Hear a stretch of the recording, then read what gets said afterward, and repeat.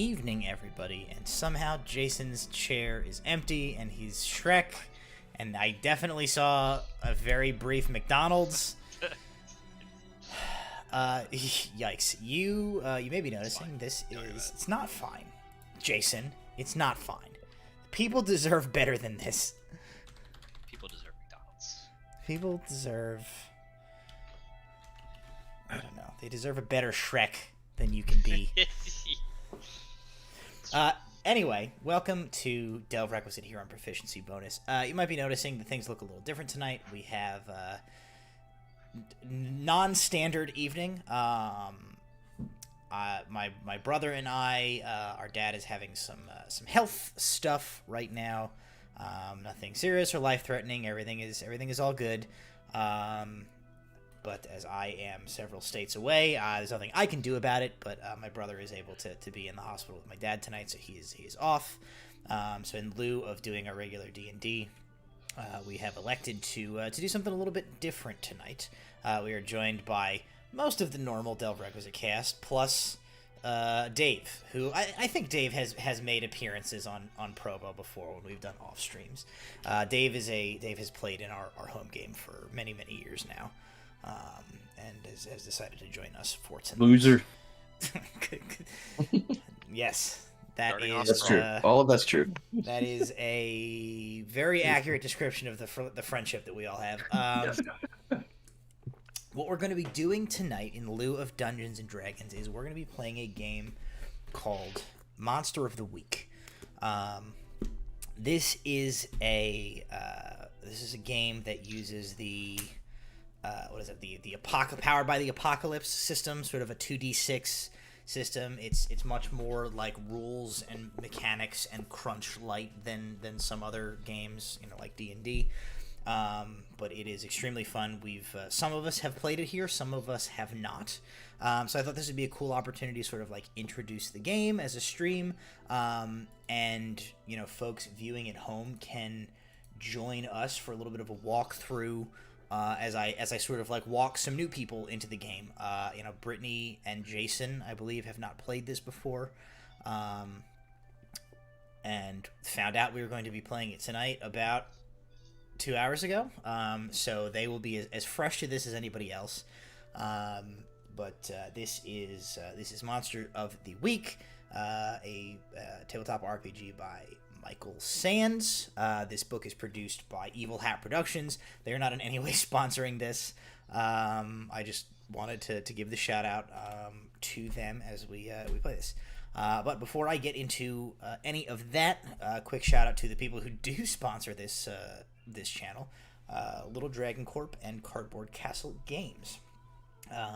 If you type !Little Dragon or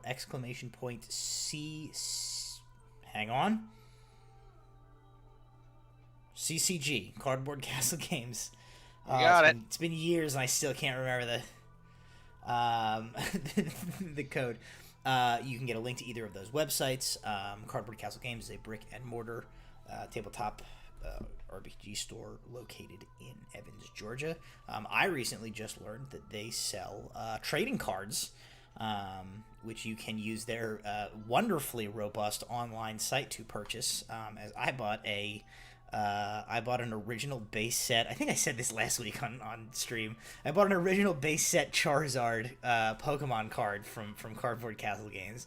I do have it. It's not with me here, but it did arrive, and it was wonderfully packed and sent to them. So thank you, Cardboard Castle Games.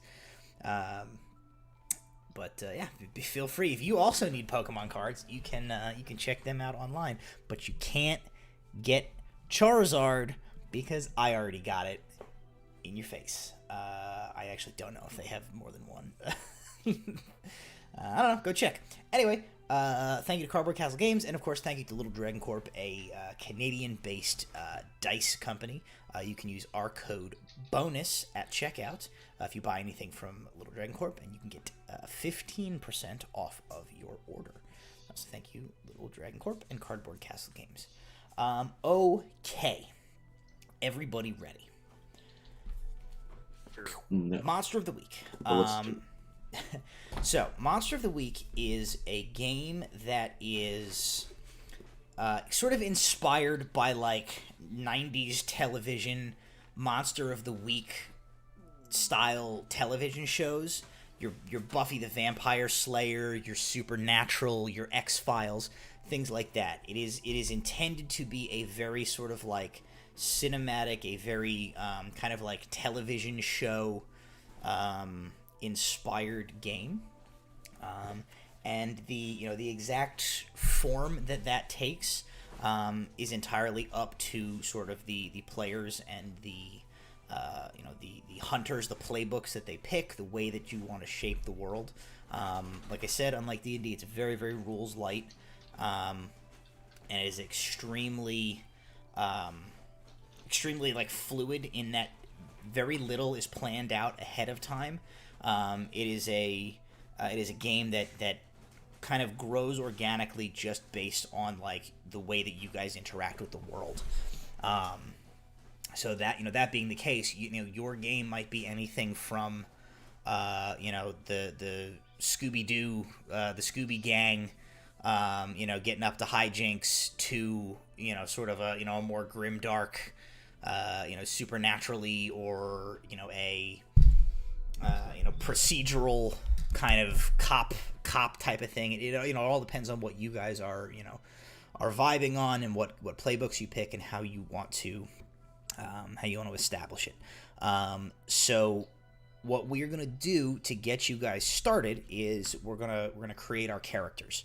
I didn't have you guys do this beforehand because there wasn't really enough time, and I figured we can kind of do it on stream. Character creation is incredibly simple. There is almost nothing to the character sheet, the playbook that you pick, that you have to fill in. You don't have to do a bunch of math or anything like that, like with D&D, where you figure out modifiers and stuff like that. It's an extremely, it's kind of like a checkbox process. It's intended to be super quick, super easy. I believe I sent you guys, did I send you guys the link to the playbooks earlier, or did I just send that to Dave? I think you just sent it to I'm going to send it to you guys again. So I have just put a link in our Discord here. I'm going to try and bring it up on stream so that folks can... actually, that's not the one you need. You need this one.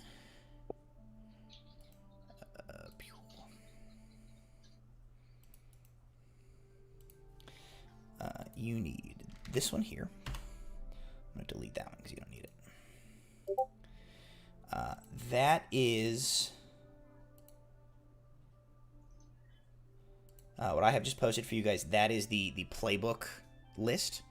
I'm also going to send you this, which we'll get to in a minute. But this is like a reference sheet that kind of tells you what to do. Let me see if I can pop this onto stream for our viewers. Do a window capture.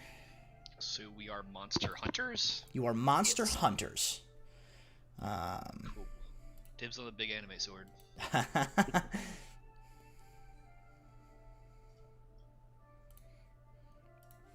Okay, so you guys can see. Let me try and zoom this a little bit so that chat can get a look at it. So what I have just pulled up on stream is the PDF that I have opened that has the Monster Hunter playbooks. So basically, you guys are going to each pick a Monster Hunter. The game does insist that everybody pick a different one. The idea behind this being that y'all are the archetype. You are the archetypical. The chosen. You are Buffy the Vampire Slayer, or you are. You're the thing of this, so it encourages you guys to all pick unique ones. So I'll give you guys kind of a minute. You can sort of look through them. I would suggest just for each playbook, the chosen, and then right under it it says your birth was promised. You are the chosen one.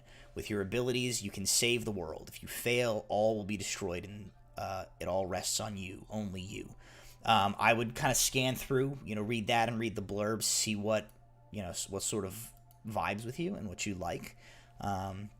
While you guys are kind of looking through that, I'll sort of flip through some of these. The Crooked is another character. That is sort of a that's a character that's supposed to be sort of like, he's got the underworld connections. He or she is maybe not necessarily a good guy. They're a grifter, a hoodlum, or a charlatan of some sort. Each of these characters, these archetypes, will have special, like a couple of little special unique traits, which you'll see in like the background and the moves. The move set. By and large, all of the characters will generally function the same. There is a set of like standard moves that you can do as part of the game, and then like your particular playbook will give you like one or two extra kind of unique things to you that you can do. We'll cover some of that when we get into character creation. But there's the Chosen, there is the Crooked, there is the Divine. You have the Expert. So that's sort of your agents Mulder and Scully type of thing. The Flake, that's sort of your Shaggies and your Scooby Doos. The Initiate, this is sort of a character that is kind of is an apprentice towards some sort of a larger organization or order or something like that. The Monstrous, that is a character where you can play as a character that like is a monster. So think Spike or Angel from Buffy. When I played as a player in this one time, I played as the Monstrous, and I played as the ghost of Edgar Allan Poe was the character that I chose to make. So that is sort of the thing to remember with all of these is like you're really not. You're not limited by anything but your imagination of like what you want to be. The Mundane, this is your normal everyday guy or girl. The Professional, that's probably your agents Mulder and Scully. But Spellslinger, kind of your Harry Dresdens. The Spooky, haunted little girl, I think is the example that it gives. The Wronged is the final one. There are some others. There is an edition called the Tome of Mysteries. I don't have that up. I didn't want to get crazy into it. But there's more playbooks and stuff in that. But those are sort of your guys' character archetypes that you can pick from. Let me pop in on chat and see what everybody thinks. So yeah, I will give you guys kind of a moment to sort of look through these, see if you're vibing with anybody. When you sort of feel like you know what character you might want to play, just shout out. Would it be the Flake? Damn it! That's what I would fucking do. You're too fucking slow. God damn it! Okay, then in fairness, Curtis picks the second option. Then. Well, I don't know. Yeah, go for it, man. I picked 2 hours ago. No, everybody else go because I don't even know that was really the only idea I That was had. the one you were vibing on? Yeah. Oh. Seriously. I mean, honestly, like what I will say, like the game encourages you guys not to pick the same one class, but like if you had an idea and you want to like do that, like I don't super give a shit. Like no, I was just gonna like no. I mean, my whole crap was just gonna be like, man, it was just like those tabloids, those like news tabloids. I was just gonna be one of those like conspiracy, like obsessed with the tabloids, but never knowing if anything's true, but just happened to be true. That's cool. Well, then roll with that because I don't have any other ideas beyond being the Flake. So roll with that, and I'll pick something else. I'm not trying to force you out though. If you want to play it, then it's. Well, I called dibs on the big anime sword, so I'm gonna be the Wronged because one of the signature weapons is a huge sword. It's in fact a big anime sword. So I'm just gonna go with the Wronged here. All right, Jason's gonna play the Wronged. We'll look at that. So one thing that is good as you guys pick your character sheets, I'll just use the Wronged as an example here. They're all 2 pages. The one page is like your actual sheet. The second page is kind of like building your character. A good part of this, you guys aren't going to super have to worry since we're just playing this on the fly. But it walks you through getting started. It says to make your wronged or make your whatever character can be, pick a name. Then follow the instructions of this playbook to decide your look, ratings. In the case of this one, it's who you lost, your moves, your gear. And then we'll get into this sort of like introduction and building your guys' narrative as a party. So you would pick your pronouns, your he, your him, your her, your they, your them, your zimzer, whatever strikes your interest for the character that you have identified with, or you yourself, whether you want to match that to your own self or go with with something different. It's entirely up to you. Look, pick one from each list. So in the case of this, these are sort of like things that help you describe your character. In the case of the wronged, it's do you have sad eyes, icy eyes, angry eyes, untouchable eyes? You can absolutely pick from this list and go with that. You can invent your own if you'd like to. They're not going to be massively relevant to gameplay. I might lean on them a little bit, in how like NPC characters that you interact with like will react to you potentially. What kind of eyes I have. So the next part to look at is the ratings. So this is basically your stats. So everybody has a set of predetermined stats that you pick from. You have a 0, a +1, a -1, a +2, and a +1, and they get assigned to like different stats. And the stats in this game are charm, cool, sharp, tough, and weird. So the way that those work, I'm going to pull those up here and I'll read you the the explanation of those stats. The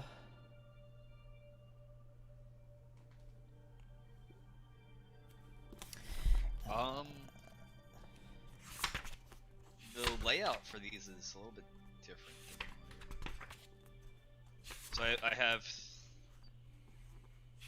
one line that has 3 zeros, a +1 and a +2. I think everybody's got different stats. They are going to be different. Okay, based they're all on, okay. They're all different. Yeah. They are unique to your particular class. You pick which one you like. I don't want to spend a ton of time looking for them. What I can tell you is like they work like how you think they'll work. Different of your moves that you can do, your basic hunter moves, which are on that reference sheet I sent you. They use different types of stat. Charm is if you're trying to like smooge somebody. That's your charisma, your persuade, your intimidate type of thing. Your cool is generally to like if you're acting under pressure, or if you're trying to like make a snap decision, things that like would require you to kind of like keep your nerve, keep a level head. That's what you'll use. There's cool descriptors for. next to each of the things if you Oh, scroll are up. they? In your thing? Perfect. Yeah. Yeah. Here's some quick bullet points. Yeah. Sharp is like your mental status, figuring out how to hotwire a car, figuring out how to disarm the bomb, putting clues together. Tough is your fighting stats, and then weird is your stat that has to do with like interacting with magical stuff. So if you are going to like cast spells, or if you are going to like do a ritual or something like that, that would be what the weird spell is. So you basically like each of you will have a unique set of like options to pick from for your character. Decide for the person that you're making like what's important to you. Do you want to be the guy? Jason's gone with big sword person. So Jason probably wants to pick one of the playbooks that has a higher. I mean, they all have a +2 for this guy, but he might want to pick a higher, cool in addition to his tough, or he might want to be a smooth talking guy with a big sword, so he would want to put his +1 in charm. Kind of figure out how you want your stats to reflect your character, and then pick one accordingly.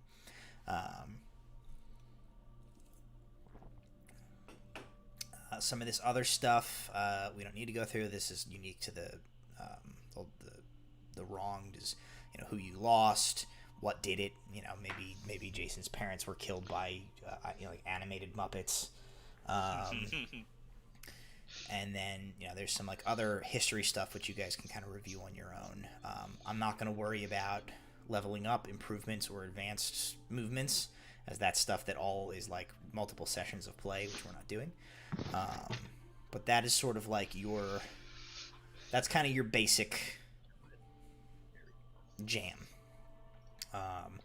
And then on the first page of this, you guys are also going to pick, you'll see there's like a pick 2 of these for like special moves. So that's why I said you have special moves that your character will do that'll be unique to your class, to your archetype. And then you have gear that you can pick. I would not worry yourselves too much about like, it says 3 harm, close, loud. Like, we'll get into that stuff when we are playing, like the mechanics of those. Just pick a thing based on what you want your person to have. Like, Jason wants big sword, so Jason's going to pick big sword. And we'll kind of go from there. All right, so Jason is big sword guy. He's picking the wronged. Curtis is going to be the flake, if I can find it. Curtis is the flake. What about let me close this for a minute. What about Adam, Dave, and Brittany? Oh, Jason has an anime filter. Good. I'm gonna let the other two pick first. I have an idea, but not married to anything. Yeah, I'm not married to anything yet. Dave, did you find one that you like? I did. I will be the mundane. Nice. Yeah, the game asked what kind of eyes I have, and they left the blank eyes. So I was like, anime eyes. Anime eyes. Anime eyes it is. Okay, so Dave, you're going to play the mundane. Adam, I have a few that I'm noodling around with, so which one are you liking? Because I have multiple options. I think I may resurrect the one I played previously, which was the Initiate. That was my second choice. And then I saw this one had a big anime sword, so...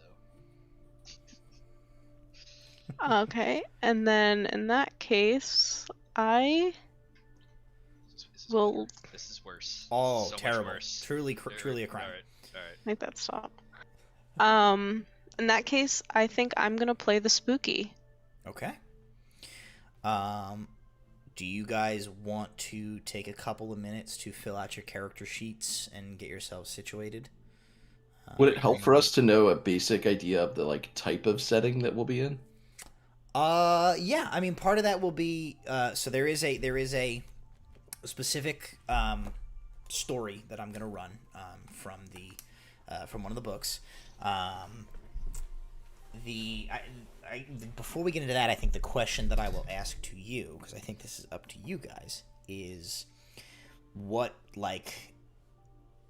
you want your guys' like thing to be, right? Like, you guys, for the sake of it being a one shot, I think the simplest thing is that like you guys are an established group of like monster hunters that travels together, and does stuff. Sure. Just so that we don't have to like spend the bulk of the session like trying to introduce you all to each other. So you guys kind of tell me like, what is your what's your whole deal? What's your jam? What do you guys what brought you together? Why do you do this together? How long have you been traveling together? How did you all meet? Like, kind of a general outline on that stuff. What do you guys think? Are we in like a fantasy world, No, cyberpunk world? Are we in like Middle America, United States? Middle America, United States. Okay. In Omaha. Get out of here. Think like Supernatural, Buffy the Vampire, like Okay. normal world rules, except like there is magic and monsters and shit. Like Goosebumps? Yeah, like Goosebumps. We are in Western Ohio. Everything is awful, and also there's monsters. Oh, it was not bad. Well, I'm just gonna be the crazy guy that checks all the stupid newspapers. That's me. I'm your info guy. We That could do happens to be right. maybe it's COVID-19, but it turns people into monsters. COVID-22. It's just zombies, isn't it? I feel like I'm probably riding herd on these people almost, or I just keep running into them. It's like fine, I keep working on with them. I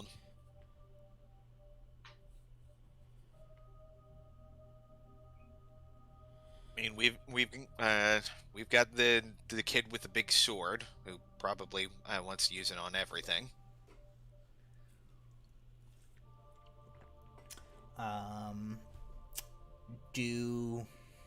I'll throw a suggestion out there because Adam, are you playing the same character you played when we did this before?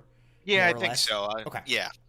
So when we played this one other time, just like a couple of us, the character that Adam made worked for he played were you the initiate or were you the The played the initiate. initiate then? So we created like an organization that he like was a member of. Do you remember what we called that? I think we just called it the organization because we Okay. we didn't want to get too deep in. I would I would like to call it the library. So we're gonna say that Adam's character is an initiate member of an organization called the library, Okay. and they they're on the lookout for people who have extraordinary abilities or have perhaps not like extra normal abilities, but have sort of the Disregard me je ne as sais real quoi. What's that? They disregard me as real research. That's why I'm with you guys. Yeah. So what I was gonna say is like the public at large is like surprisingly resilient to like having their eyes opened to like the reality of magic and monsters and things that go bump in the night. People are much more likely to explain away strange and unexplainable things, and laugh at those who who they would accuse of being conspiracy theorists and stuff like that. The lengths to which normal everyday people will go to not acknowledge the fact that like there is magic and monsters and things in the night is pretty astounding. So even if you're not a character that has like magical abilities or anything like that, the fact that you are somebody who has like had their eyes opened to the existence of these things kind of like makes you special in and of yourself in the world. And the library is always on lookout for the people that possess these special abilities, or at least this this opened mind to these things. So maybe we say that the library is the thing that has brought you guys all together from whatever wherever your backstory is. They basically have like approached all of you and said like, this is what we do, and we think that you like are special or have something special. Like, would you work with us? What do you guys think? Does that work for Sure. everybody? Yeah, it works. We got so- dental. Oh shit, they got dental. Yeah, we got dental. So one of the questions on my sheet is the what did it question with the Keeper's Agreement. Pick a monster breed. My prey is blank, so the thing I'm chasing down, allegedly. What are the options for that? Everything. Literally, whatever you think of, whatever you want it to be, is what it can be. Squonk. Squawk. There you go. A squonk killed my parents. I don't know what There that you is, go. but maybe we'll uncover it. Okay. Yeah. Probably not, but who knows? Probably not, but you never know. Cool. Yes. Yes. Chat. It is very much a sort of muggles and the owls type of situation, or a for those familiar with the Dresden Files, it is very much like people don't see what they don't want to see type of thing. So I guess my next question to you guys then is, Squonk. Is this your first outing together? Is this your third outing together? Have you guys been doing this for a year? You know, what's your background with each other? How well do you guys know each other?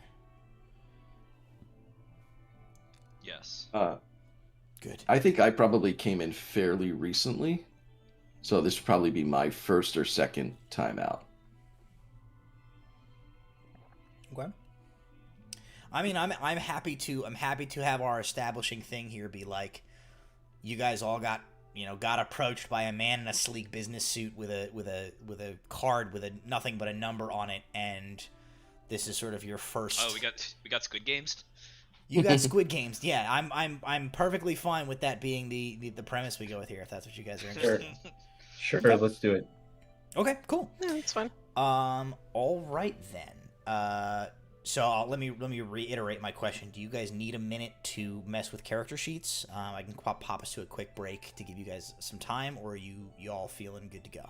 We could do a quick break. Okay. As Jason does upsetting facial motions, let us we'll hop to a quick break. Give these guys a second to mess with some character sheets. Then we'll come back. We'll give a little bit of a quick rundown on kind of how gameplay works, and then we will get right into it. So don't go anywhere. We will be back in just a moment.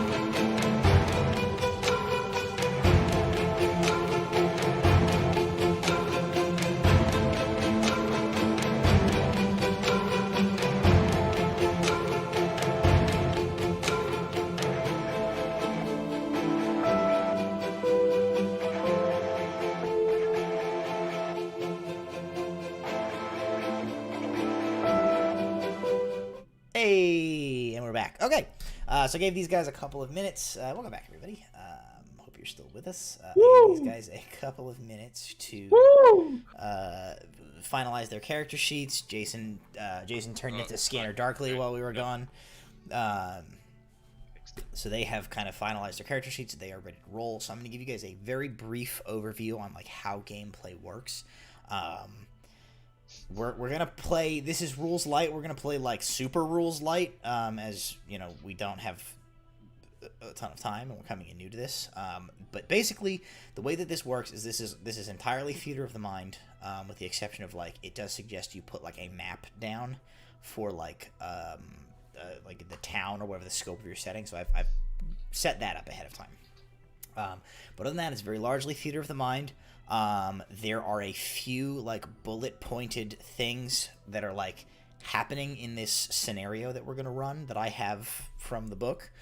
There are these things called like, they call it the countdown. It is basically like as you guys progress, you know, like interacting your way through the story and like things progress through like the day or whatever, you know, whatever the time frame is. Things will unfold, events will happen based on like what time frame you guys work within. But other than that, like there is really not much laid out ahead of time. Places that you go, people that you talk to, things that you do, avenues of investigation. This is all stuff that is intended to be created on the fly, you know, by me responding to what you guys like are throwing my way.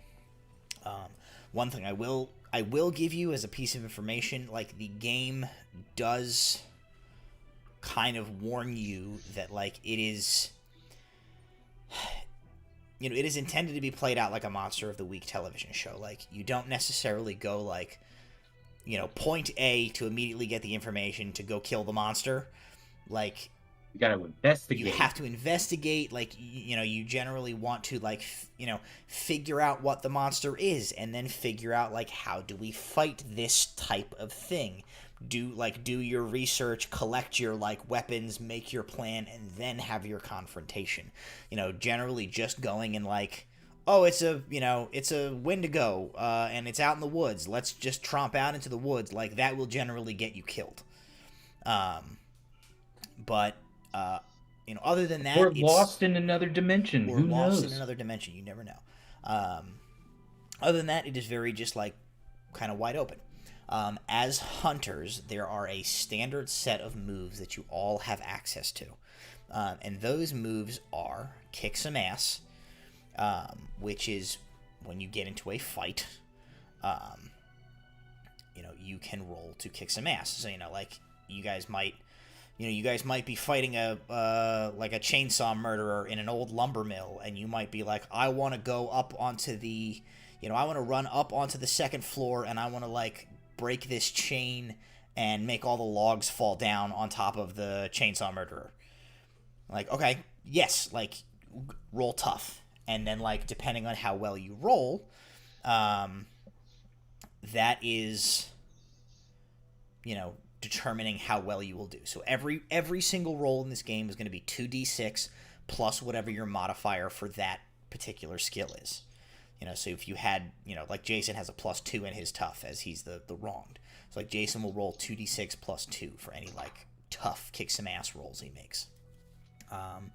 There are some like, depending on how well you roll, there are like bonuses or detriments. We'll get into those as we experience them. There's no real reason for me to like walk you through every bit of them now.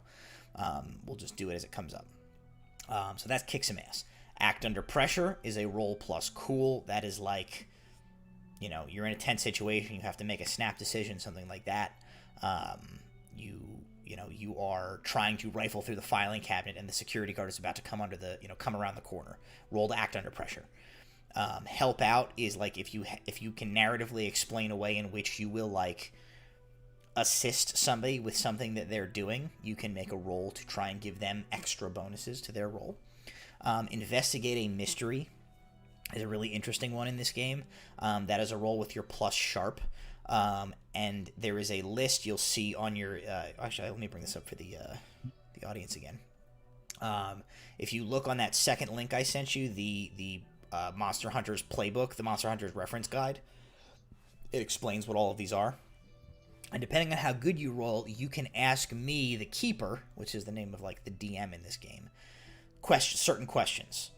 And the questions being, what happened here? What sort of creature is it? What can it do? What can hurt it? Where did it go? Like, you can ask relevant questions, and I will give you truthful answers based on, what reasonable information you can gather at the time.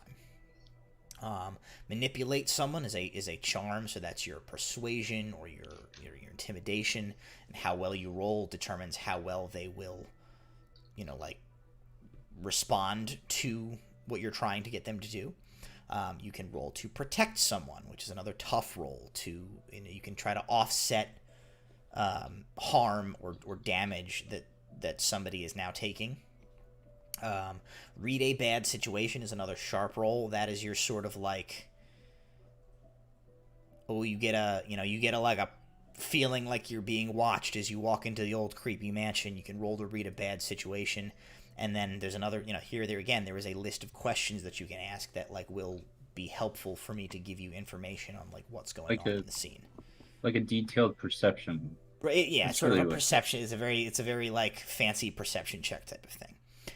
Use magic is plus weird, so if you're a character that has access to to magic, which I will say, like, theoretically everybody can use magic. Even if you are the mundane, like there are situations in which like you might do something that that requires magic being used.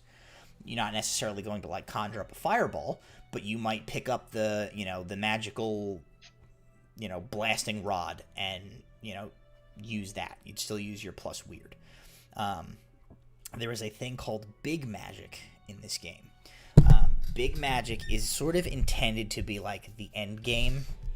That is a thing that you do, like, you kind of do once per session. And that's like, we want to use big magic to like banish the evil demon back to hell, or we want to use big magic to like close the portal to the black hole that the mad scientist is trying to open. Like, that is going to be like, when you guys tell me like we want to do a big magic, that's going to be like a whole event that will involve everybody. It'll involve like potentially research, potentially like a complicated acquiring of stuff, but that is sort of your go-to of like, okay, we're going to do something major. Harm we will get into a little bit when when you get into like combat. As you take harm, certain things will do certain amounts of harm to you. As you build up harm, you have effects that progress on your character, ranging from busted nose, a fat lip, a black eye, to broken bones, a stab wound, a gunshot wound, up to like, if you get up to like 8 harm, you die. So keeping in mind, that there are they're like, this is why I say, when you go to like, you don't want to just go fight the monster, because there are like, generally like your big monster is going to do things that can do like 3 to 4 harm in like a single attack to you if you're not like prepared or to circumnavigate stuff like that. So you can kind of see how things will quickly get out of hand if you don't plan correctly. Luck is a mechanic that I actually don't 100% understand. It's basically just when you would take harm, you can use your luck to take no harm. And if you roll something, you could also use a luck to get a 12 instead of what you rolled. Okay. I forget. 12 plus modifiers. Was it? Mark luck to change a roll to a 12 or avoid all harm for an individual. So I guess this is a thing that you can just spend luck when you want, but there is, if you look on your character sheet, there is like a scale on your luck that ranges from okay to doomed. So like, luck is start to happen to you. Right, luck is a thing that you have access to. Like if you're like, oh shit, I really need to like nail this roll, I'm gonna use luck and get a 12, and then you check off on that, on that box. But the more you do that, like when you get towards doomed, like you're in trouble. And then you see your harm there is your your amount of damage that you can take. Experience, don't worry about. We're not going to mess with that.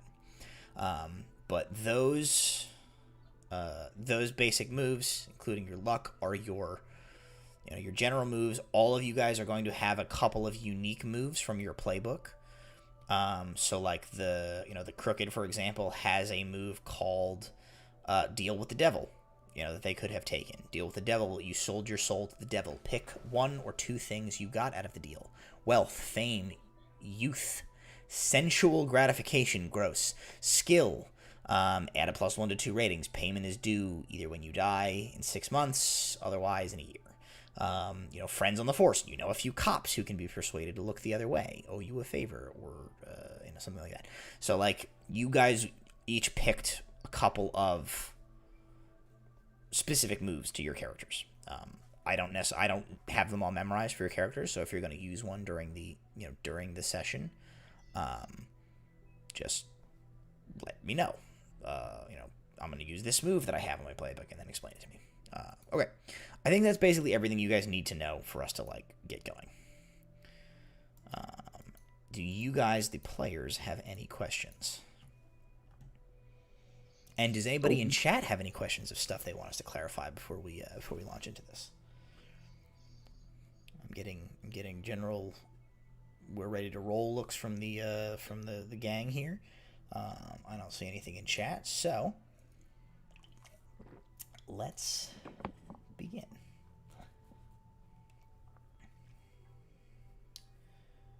Let's switch to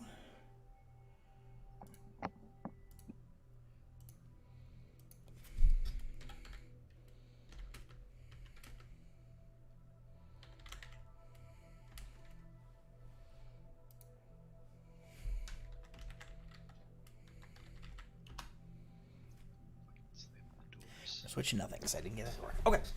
Anyway, let's begin. I will begin with you guys before I launch into anything else. Why don't you guys let's in the order that you appear on my Discord screen, which I hope is the same for everybody. So Adam, Brittany, Dave. Adam, Brittany, Dave, Curtis, Jason. That's the order that everybody's on my screen. Yeah, that's fair. Go ahead and introduce us to your characters. Just your name, a little blurb about your what your jam is, and we will go from there. I don't even have a name. Okay. Character's name is Robert Bob Wesley. Late 30s, early 40s. Fairly average looking guy. He's a little annoyed by the title librarian, but yeah, that's what they call them. Okay. So he is. Been with the organization a little while.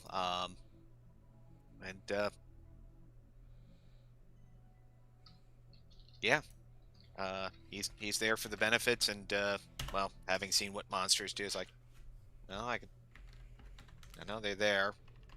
I got better luck working with this group than on my own, and they got dental. What does your armor look like? Oh, that's right. I do get old-fashioned armor. You get like old-fashioned heavy armor. It just says old-fashioned. Oh yeah, it does say heavy. Probably leather, because he's seen Ren fairs, LARPs, that sort of thing, and went, okay, rude shit's happened there. I wouldn't look entirely out of place if I gotta wear that there, so that's it. Besides, trying to get plate or mail armor cross-country, that is a pain in the ass. Alrighty, Bob Wesley.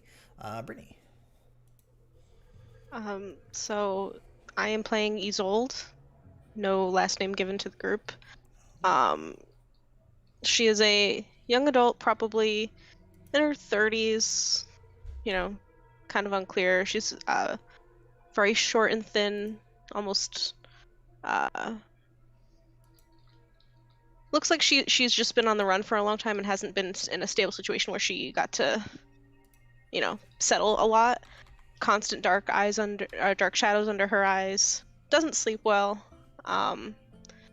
And her whole thing is that she always had bad dreams growing up, and eventually those bad dreams led to other things, and that's how the library found her. And she's just been thrown in with this group because they couldn't figure any other group that would tolerate her bad attitude when she doesn't sleep, which is every day. Okay. So she just kind of tags along. Alrighty, then Isolde it is. Jason. No, sorry, Dave. Yes. So my character's name is Frank Tabernacle. He is a. God, why is that name so good? Man, that's good. He is a recently divorced sports dad. He has 2 kids, both teenagers, a boy and a girl. Wait, New He Balances? was like, New Balances? Hell yeah. haven't gotten there yet. Oh, okay. He was Sorry. constantly obsessed with unsolved mysteries in a TV show. Oh, hell yeah. And so he was always kind of going out trying to find strange things because he knew that there was stuff out there, and that kind of led to his divorce because he was always sneaking out at night, and his wife thought it was for other things, but it was really just his obsessions. He's got like glasses on. He's got grass-stained New Balances for mowing the lawn, black denim shorts, and a white T-shirt. All Is that what you're wearing right now? I have the white T-shirt on. I don't have my New Balances on. If that's what you were wearing right now, If this man I had would've certainly been- been in that outfit, What he was wearing earlier today, let's be clear, that was Dave's outfit. if you would have stood up to show that outfit, I would have been like, I'm done. I would have, That's it. left the call my if he wore. lawn mowing shoes are not the New Balances. They're too nice. Priorities. Alrighty then, Curtis. I'm supposed to follow that. I can't give a good backstory better than that. Just go on People of Walmart and then just like pick one. Okay. Well, this guy's name is his name's gonna be Ollie. Ollie. Yeah, Oh. it's gonna be Ollie Ollie. with an O. Yeah, Right? Ollie with an O. Can his last name be Larry? Ollie So Larry. his name is Ollie Larry. Yeah, sure. I think that's definitely it. It's Ollie Larry. Lolly. That's canon. Ollie Larry is he's in his 30s. He's in his mid 30s, but he's like he looks like a grunge, like a 90s grunge kind of guy. Maybe kind of like wears the same kind of hat, kind of looks like me, but doesn't like. He dresses like way more. Looks way more shitty and like has like sunken eyes, shoveled hair. This guy is pretty much he's a spaz a little bit. He's a bit of like a paranoid like freaky type dude. But the thing about him is that he's always reading the Weekly World News, and it so happens to be that he finds a lot of connections between the Weekly World News and the real life that goes on around us, being an ever-evolving door of like conspiracy theories and weird instances where in the paper it might flux the story, but somehow always ends up being real, like always ending up being in the right place at the right time and having hunches, but literally getting anybody to listen other than the Weekly World News themselves has been a bit of a shit show. So now the library has apparently had made enough noise on the internet and along in these whack newspapers that the library reached out, and I'm still a bit curious on who they are, but I'm here. I'm here. Ollie Larry. Okay, Light Yagami, what do you got for us? All right, so this guy's name Oh is... shoot! I'm playing the flake, by the way. Flake. Sorry, playing the flake. So Sorry. this guy is the Wronged. His name is Alter Gray. He lost his parents to a creature of mystery years ago, and was too weak at the time. So went on a training montage, and now his current presentation, he has a giant sword that's probably just about as tall as he is. He dresses exclusively in tactical cybergoth nonsense. Yes, but of course. is absolutely shredded. So like intentionally leaves like the abs open because you have to. Yeah. So just full on absolute like debauched cyber goth nonsense. All right. So we have Alter Gray, the debauched cyber nonsense with a replica of Zangetsu that he definitely bought at the mall. You can tell that Frank is super open-minded hanging out with this crew. He doesn't fit in at all. He was like, you know what? It's I'm just okay. no longer alive to These guys are disappoint. cool, you know. He's like, he has his hand on his hip. He's like, you know what? You're cool. You're your own guy. All You're your own right. guy. So I love this character. here's where we stand. So you guys all have been contacted over the last little period of time by an organization called the Library. Some of you are interested in what the Library has to offer because you have personal vendettas that you are looking to settle. Some of you are looking to find answers out there in that wide, mysterious world. Some of you are trying to find a better life than the one that you presently are living. And some of you are just happy that somebody finally goddamn believes you when you say that, like, the boogeyman is out there in the night. Whatever your reasons, you have agreed to come along on a mission that this organization has provided for you. They've even sent along one of their members to sort of help you and serve as a point of contact between yourselves and the library's home office. The instructions that you were given were brief but specific. Go to the location that you will be instructed on. Find the source of the supernatural disturbance and put a stop to it. Do not allow the local population to spread into a panic over the existence of the supernatural. Keep your investigations under wraps. Lie if you have to. Utilize. I believe as the initiate, that's one of your features, Adam, is that you can like call in resources from your organization. Yeah, I chose the mentor one, so if I have to contact them for info, I can. Utilize the library, the library as needed, within reason, as you are being sort of tested on your resourcefulness and your ability to solve problems on your own without relying on a bunch of backup from the organization. And you have all been sent to Doylestown, Pennsylvania, on your mission. Parking's terrible. Matt, Hey, we're gonna talk about this later. That's okay. There is a small university located in Doylestown, Pennsylvania, and there is a bit of commotion that has made some ripples in some local news. Is currently being regarded as a sort of a weird instance, a tragedy, but something a little odd. The library believes that there is potentially a supernatural element at play here. Several days ago, one of the university's fraternities, the Triple Phi fraternity, was throwing their annual Valentine's Day party. This party is known to include kegs, beer pong, various drug using. Well, fraternities wouldn't do that. You got clove? Here. You got clove to smoke?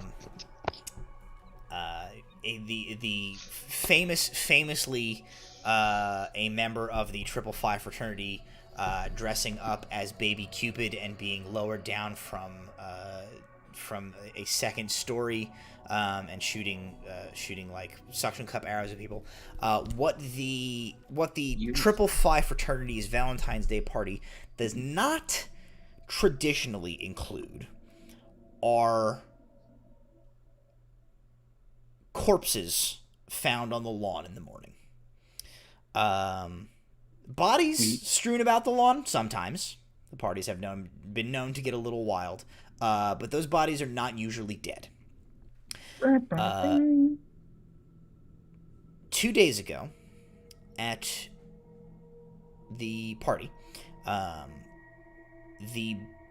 of the university's basketball phenoms, a young man by the name of Lewis the Buck Buckner, was hurled from his second-story window during the party. The information that you were given was that the police are baffled as his room was locked. He lived in the frat house. So this was his room. His room was locked from the inside. His girlfriend, a young woman by the name of Candy, was in the bathroom at the time of this occurrence. And reports say that Buckner was hurled from the second-story window with such force that he cleared the porch roof and sailed all the way to the lawn before crashing to the ground and being killed by the impact. There have been rumors, and this is what piqued the library's interest, that despite the fact that it was an unusually and unseasonably warm day in February, Valentine's Day is February, right? In February, Mm-hmm. Yeah. The body was covered in a layer of frost when it was found, and there was no frost anywhere else nearby. That is the information that you guys have. That's what you were given. The library believes something supernatural might be at play here, and you have been sent to investigate. So, I am going to pop this up for you guys. You'll have to look at it on stream. We'll say, can't throw it in chat. I can, but I'm going to draw on it as things progress, and that is not Okay. going to be super tenable for you guys if I have to keep popping Makes it on the sense. stream. Gotcha, buddy. You tell me what you are like. You're in a vehicle of some sort. You have a vehicle that you are traveling in. I have a minivan. I have a minivan. That's one of my in things. the minivan. I have a classic always a motorcycle minivan. because that's an option I can take, so it's happening. Okay, Well, so I'm some in- of you are in a Strapped to the minivan. roof. Anyone that doesn't have a vehicle, you guys can hop in the back. Just pile in. I'm in the minivan, but I've sectioned out like myself a little working area out of He has a cardboard manifesto boxes. section. Yeah, out of cardboard boxes, but the flap goes down. Like I have Alrighty. it sectioned off in that.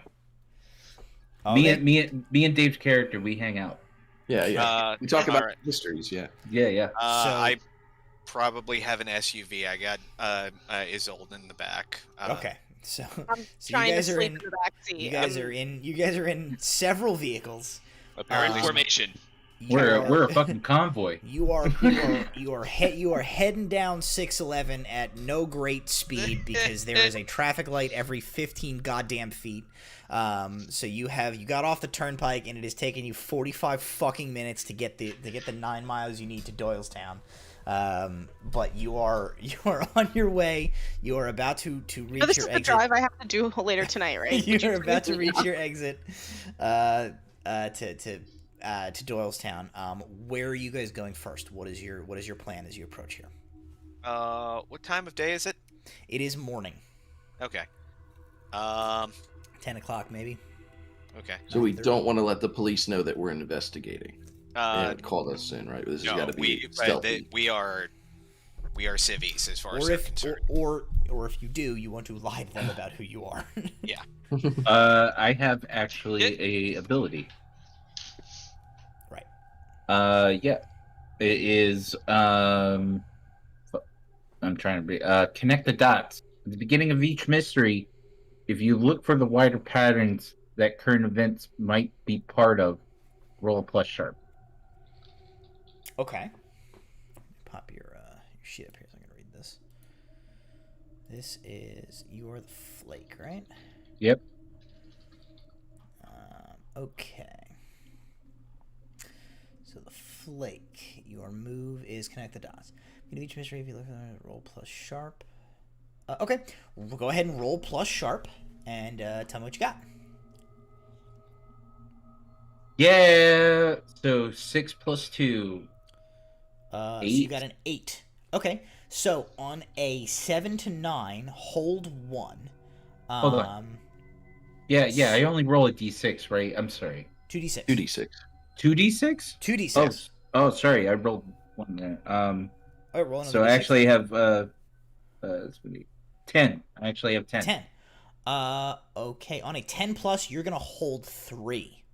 Yeah. Okay. So what does hold 3 mean? So hold is a feature that like essentially means like you like put a thing in your back pocket and you can use it at a later time.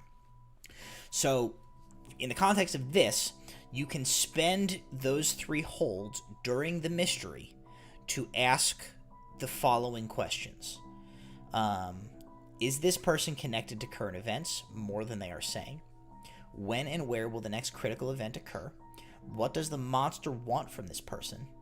Is this connected to previous mysteries we have investigated? Not relevant. How does this mystery connect to the bigger picture? Some relevant good things. Yeah, I'm Russell's gonna here. I have There's a no pre-mystery overlay, so. thing. Oh. There is no overlay, which is fine. I do have to move the Probo logo off his face. Russell, you played this with us when we... Did you play this? No, I've never played this. Oh, shit. Okay. Did you... There are do you links in the Discord. I can give you a rundown via text if Matt wants to keep talking. Yeah, I will keep talking. Brittany will run through when Russell creates a character. We'll pop him into this. If it helps, I have a also beginning of each mystery thing. If you are in good standing with your sect at the beginning of each mystery, roll plus charm. On 10 plus, they provide you with useful info or help in the field. I rolled 11 minus 1, so just got a 10. Okay, so with a 10 plus, they provide you useful info. Is there a specific thing that tells you to ask, or is it just leave it up to me? Leave it up to you. And okay. God, why does everybody want to call me? I'll be right back. No problem. Okay. Well then, why don't we vamp? I guess, or I'll give Russell. I'll give you some information until he comes back. Right. So the link for the playbooks is in the Discord chat.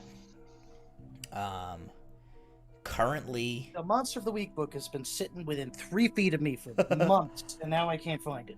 It's be up on the wall easier- next to your poster. It will be easier for you to use for the purposes of this. Just use the sheet because it'll get you like a fillable one.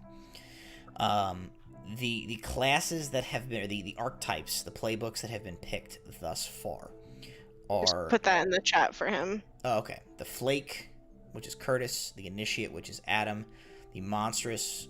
No, nobody picked the Monstrous. No. Nope.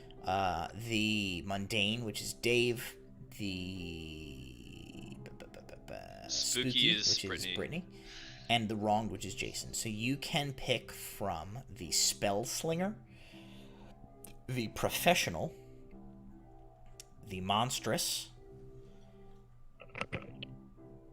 the Expert, the Divine, the Crooked, or the Chosen.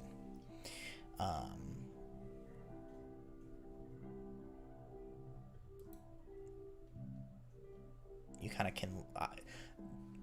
I would read the title, read the little like description blurb underneath each one. That gives you sort of a vibe of like what the character is.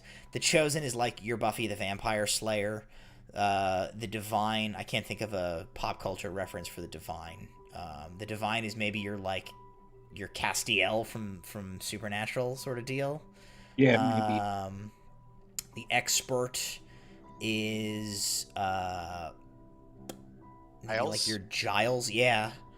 The Am I the only one Monstrous. that's never seen any episode of Supernatural? Probably. Never seen Supernatural. Yeah. The Monstrous is your Angel, Spike, that type of thing. The Professional is your like Agent Mulder, Agent Scully. The Spell Slinger is your Harry Dresden, and that's your options. I'm gonna go with the Expert, I think. The Expert, okay. So then basically all you have to do as the Expert is, let me scroll up to it. You'll see it's like 2 pages to it. It's the page with your moves and your other stuff, and then there is like a move with like your equipment and your stuff like that. So you're basically just going to follow the second page. You get 3 monster slaying weapons, so you pick 3 of those from that list. You name yourself. You pick pronouns for your character. You can pick or skip those description stuff. You're gonna pick ratings. There's 1, 2, 3, 4, 5 options. You just pick an array of like -1, +1, +2, +1, +0 that go into like the base stats of this. You just pick one of those, and then you will pick on the first page. You will pick 2 unique moves to the expert, and then you will pick a haven, which is going to be unique to your character. Everything else you're just going to have to learn on the fly, because we just spent like 30 minutes describing it. Mm-hmm. I think we spent a little more than that, but yeah.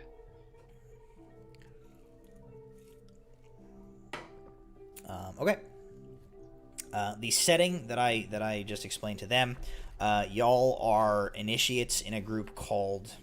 Well, Adam's initiate. You guys are sort of like contractors that have all been brought together by an organization called the Library that investigates and deals with supernatural stuff. The general populace of like the world is surprisingly resilient to like noticing that like monsters and magic and shit exist, so you kind of keep everything under wraps.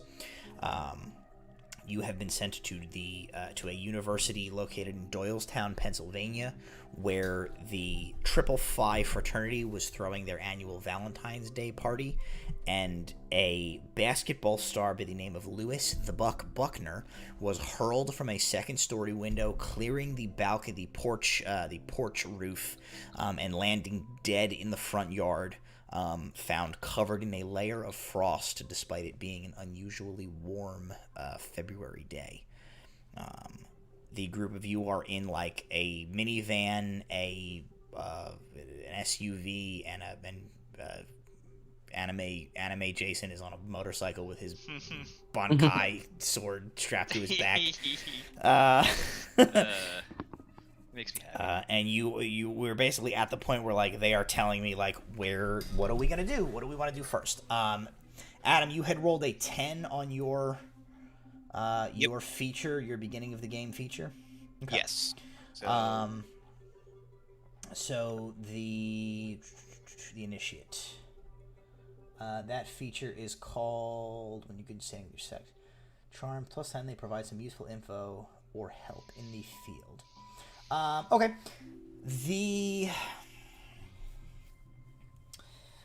What the library for your roll of a 10, what the library is going to do, they're going to do 2 things. They will tell you their recommendation, because of like sort of the circumstances of it, like the police aren't really sure what to make of like the incident, as like there doesn't seem to be any evidence to point to like a murder besides like the kind of weirdness of it. So like the Triple Phi fraternity house is currently like not under any type of like police watch or lockdown. And then they tell you that they have a nearby satellite field office that is available to provide you with like research resources and potentially like weaponry once you have like figured out what it is you need to fight whatever it is as you progress along. Excellent. Okay. Does anybody else have any like beginning of mystery features they want to hit? Okay, go ahead with the spooky. What you got? I got premonitions, so being that I was trying to sleep, I would imagine I wake up probably screaming and scare the crap out of so Bob Wesley while he's driving. Spooky. Premonitions. At the start of each mystery, you roll plus weird. Go ahead and make your plus weird roll. Okay. 12 total. 12. On a 10 plus, you get a detailed vision of something bad that is yet to happen. So you are nodding off in the back of the... you're not in the minivan, you're in the SUV. You're nodding off. Yeah. You have finally, you kind of, feel yourself drifting. You feel the sort of, the cohesion of your organized thoughts begins to, slip into the jumbled mess of, pre-sleep, soup brain, until you are suddenly face to face with a young woman who you do not recognize. You have never met before. She is wearing a hooded sweatshirt with the logo of this university embroidered across the chest. And you're looking at this logo to kind of take it in. And as you're looking at the logo is bisected as the fabric of the sweatshirt tears in two, and the jagged 2-foot-long broken end of a tree branch bursts through the front of this woman's chest. In your vision, you feel the hot spray of arterial blood hit you in the face, and you lock eyes with this young woman. The shock of blonde, short-cut, pixie-cut bangs. Her eyebrows disappear into these bangs in surprise as she barely registers, and then you see the light leave her eyes and she falls dead to the ground in front of you, and you are suddenly in the backseat of the van, and you can still feel the blood on your face and clothing. That is spooky. I wake up screaming and trying to clear off my face. Okay. Oh, Jesus! Son of a... Two investigators die. What? Sorry. Told you I don't sleep well. 5 minutes of sleep equals 1 nightmare. It's a lot of fun. Yeah, no, you warned me. Fair point. I This is didn't why I think rode with you and not on the motorcycle. probably for the best. He probably would have ate it. I mean, I almost did. Okay. You're right. Yeah.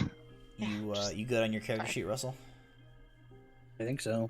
Okay. Do you have any beginning of mystery moves that you picked? Where would I find that? I see a history. You're the expert, right? Yeah.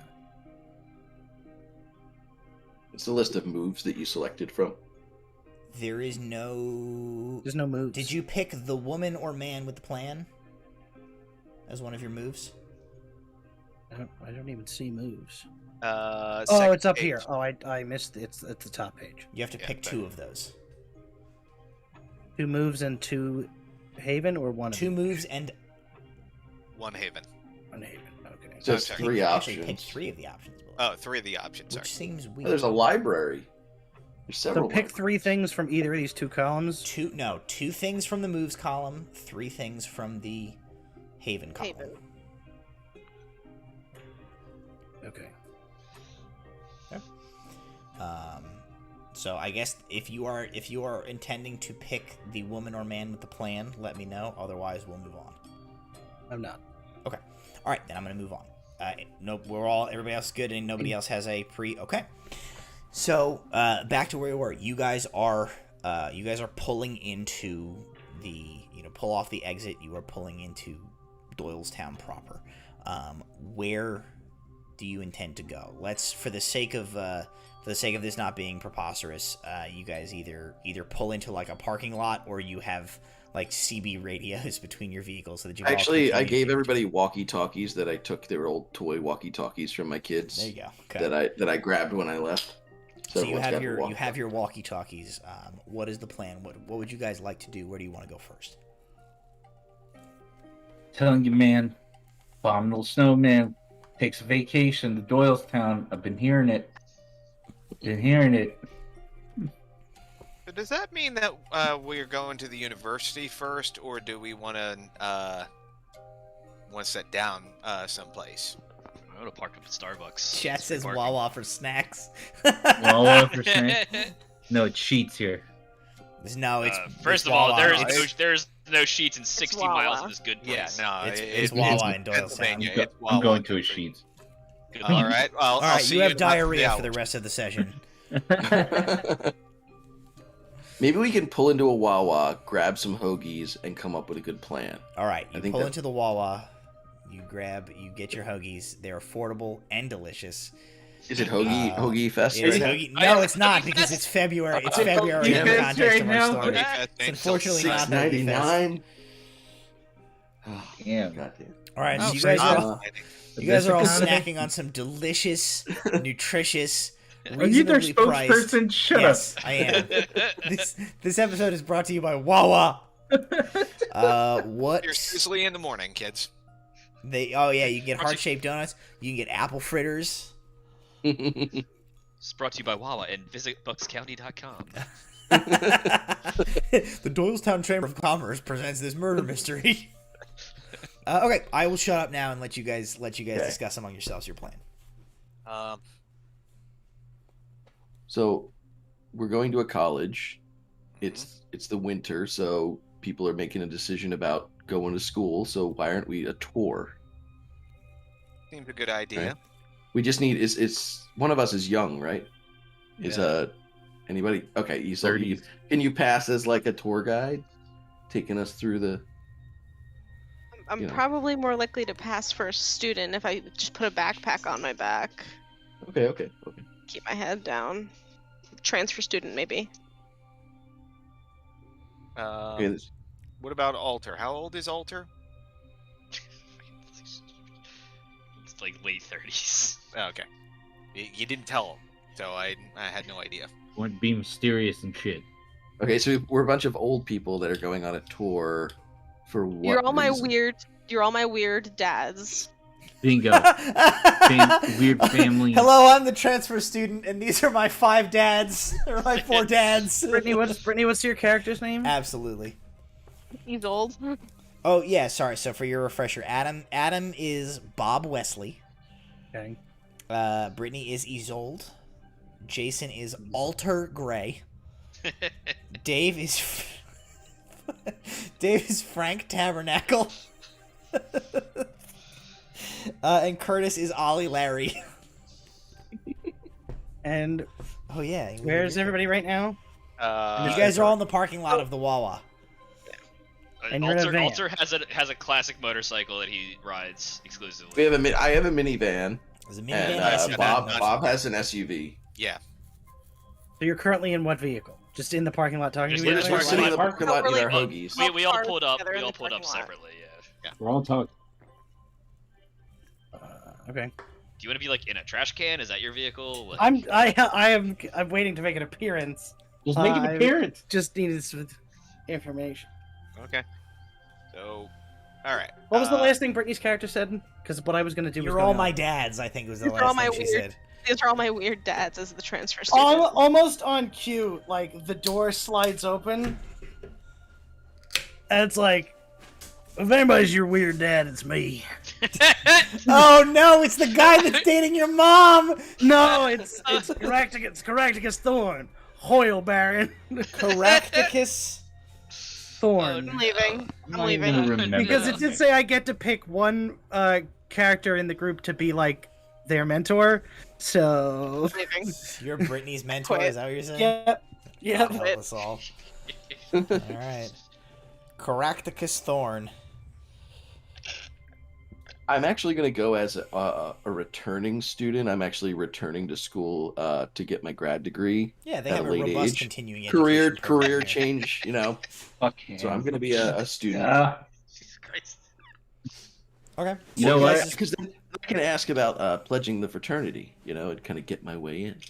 I can look like a student being disheveled enough and walking around with a notepad, just being like, for the local paper, whatever. I can make a some crap. I can carry around a weekly new world news If with only me. 30% of your beard wasn't gray hair, it might actually pass. No, I, he doesn't have a beard. He's clean shaven. He just has He's a 5 clean o'clock shaven, shadow. looks disheveled. Oh, I He has don't a 5 know. o'clock shadow.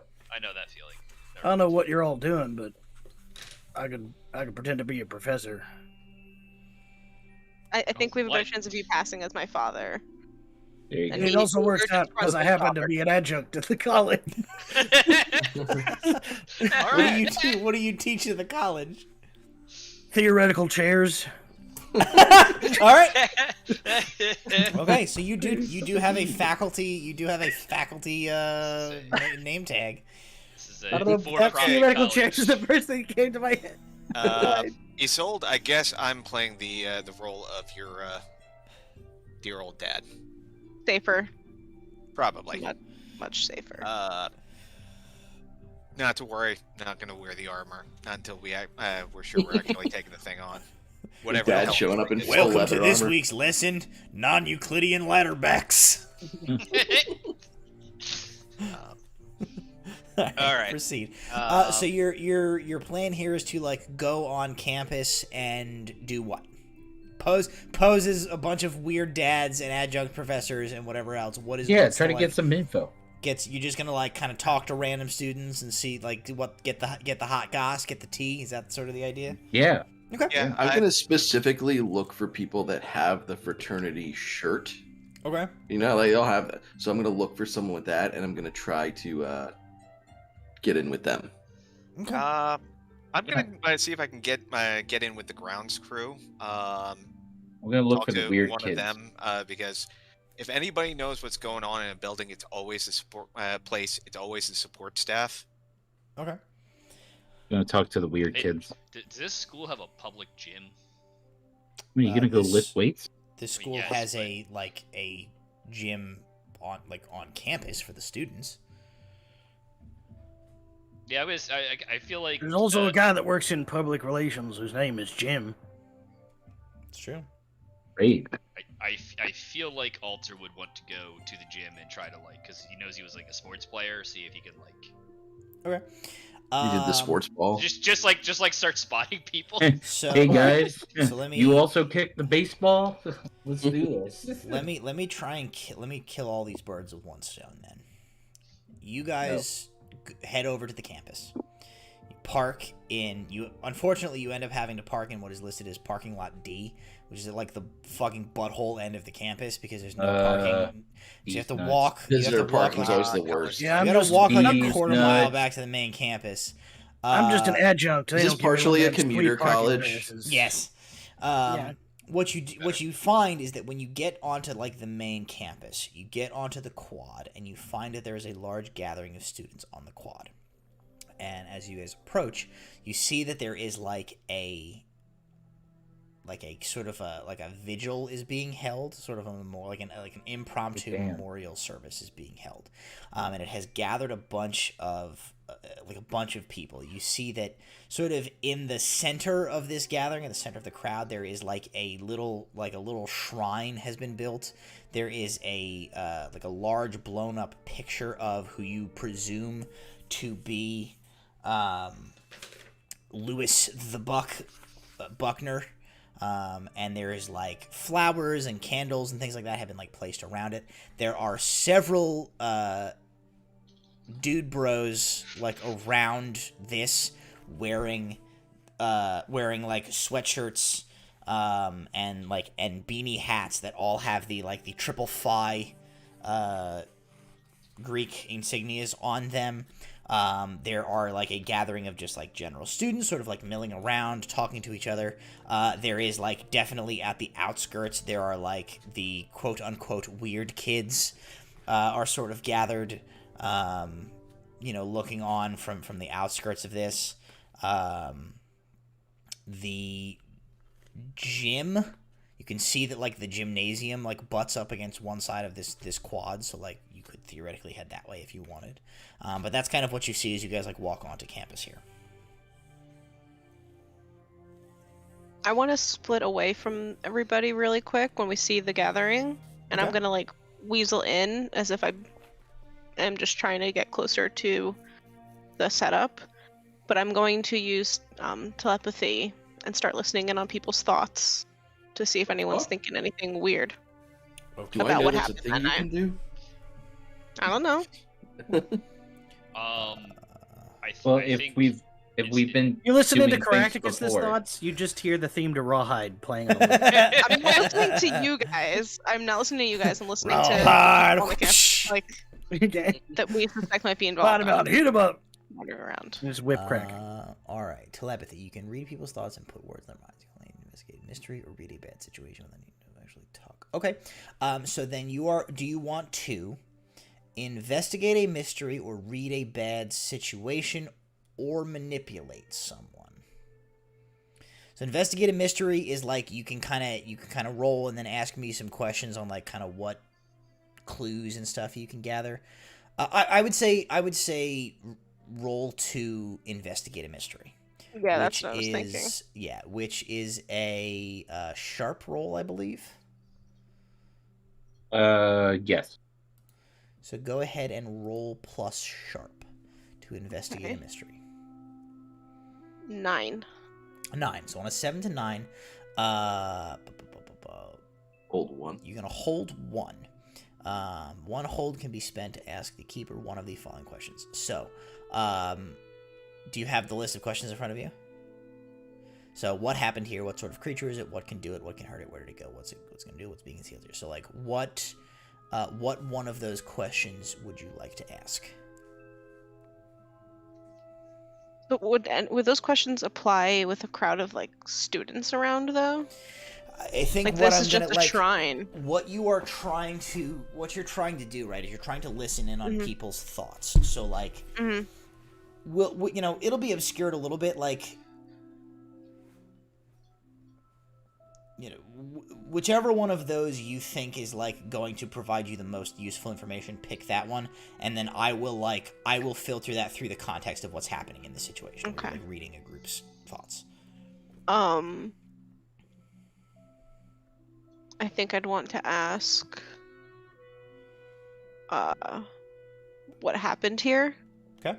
And that'll just get me a general vibe of what anyone knows, considering that a lot of these people, especially his dude bros, are all around. They might remember what was going on that night. So you kind of just weave through the crowd, and you just sort of like surface, you brush past the consciousnesses of other folks, and you listen in, and you just catch like snippets of sort of thoughts.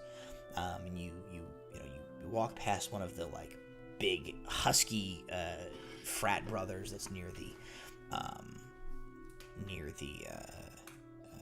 the shrine here, and you kind of like hear a snippet of his thought, and he's like, "Oh, look, he was so young. This is so tragic, dude. Oh my god."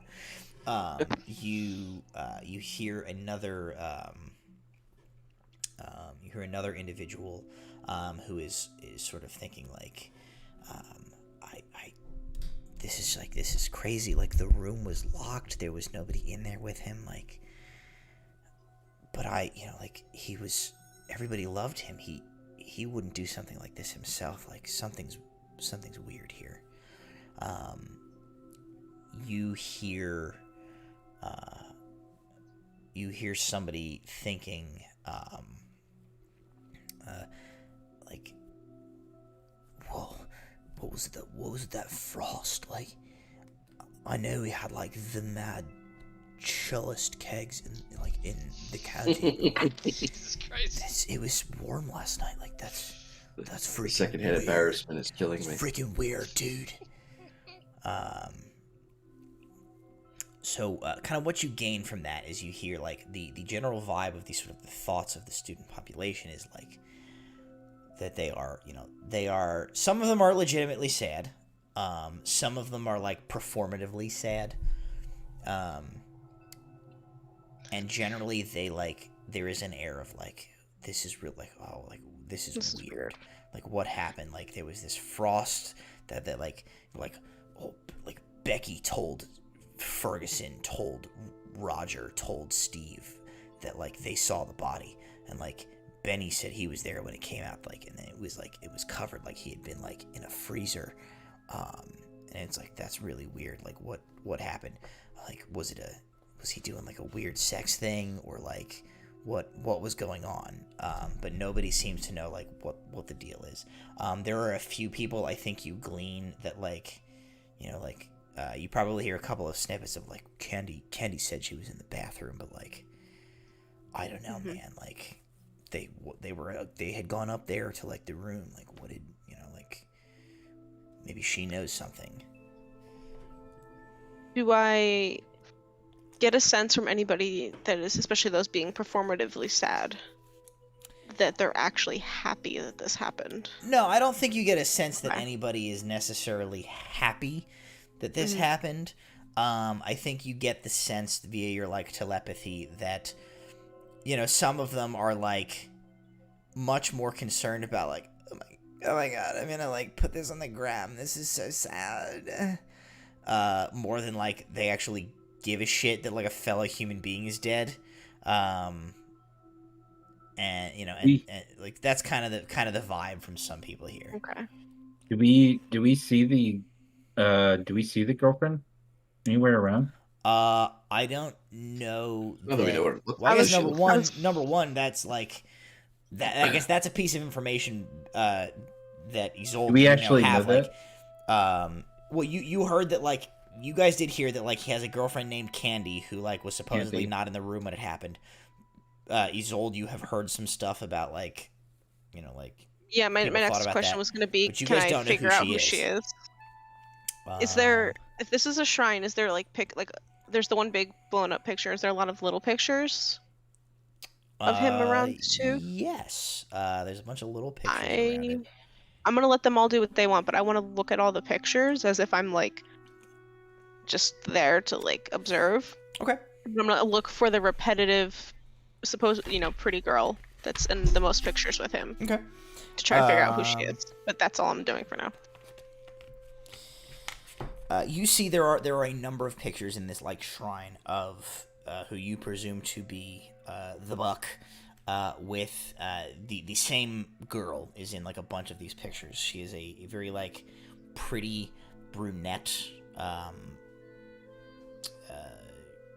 you know, like typical sort of like college sorority heartthrob type of gal, is in the same pictures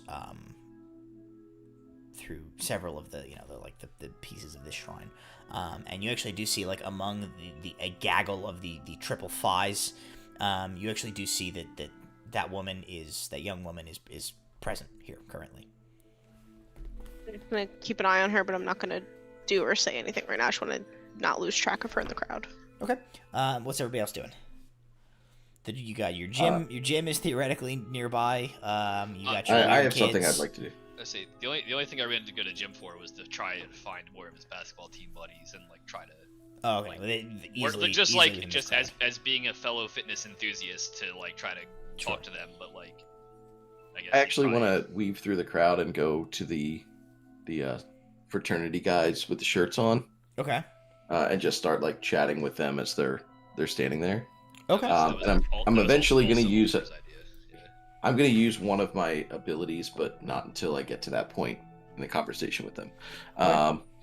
So I just want to go up and just like, you know, put my arm on one of their shoulders and like, this is so sad. You know, my son Frank Jr. was a big fan of the Buck. He used to watch him on cable access when the games were on, and you know, he's really sad about it. And, you know, we were coming out for the tour. Do you know what happened to him? Well, we didn't see anything in the news. Roll. Where's my playbooks here? Roll to manipulate someone. Roll plus charm. 11. An 11. All right, with an 11, so on a 10 plus, they'll do. Okay, so pretty much they'll tell you what you want to know. Okay, so you come up and like put a hand on this this young gentleman's shoulder. He is sort of a wiry-looking gentleman. He has short, curly, kind of sandy-colored hair, and he is wearing glasses, but he's wearing a triple phi hoodie. And he kind of turns to you and he says, "Oh, you're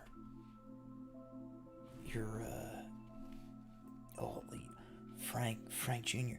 Oh, dog, are you like F Money's dad?" Oh yeah. We're real tight. Oh my god, he is a legend, bro. He's like, hang on a second. I need to and he goes up for a fist bump. I put my hand to shake to So awkwardly, you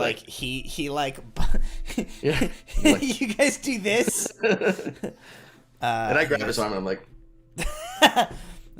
he goes, "Oh, it's a pleasure to meet the man who sired the local keg stand champion." He says, "Oh, dog, it's busted, man.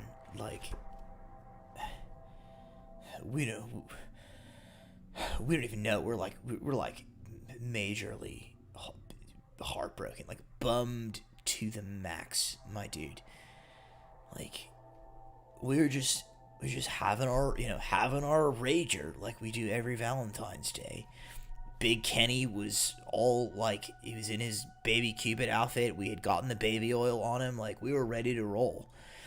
And the night was the night was just totally ruined because it just out of nowhere, everybody on the porch was they were doing their thing, they were drinking, they were whatever, and then crash bang, out the window comes freaking the buck, man. And at first everybody thought oh, this is just totally oh, the buck, whoa, what a wild stunt, oh man, he jumped out of the window, whoa, what a legend, WWF style, right? Yeah, we figured oh, he's giving the people's elbow to the lawn, that's epic. But then he didn't get up, and then he was dead, dude. And then the cops came, and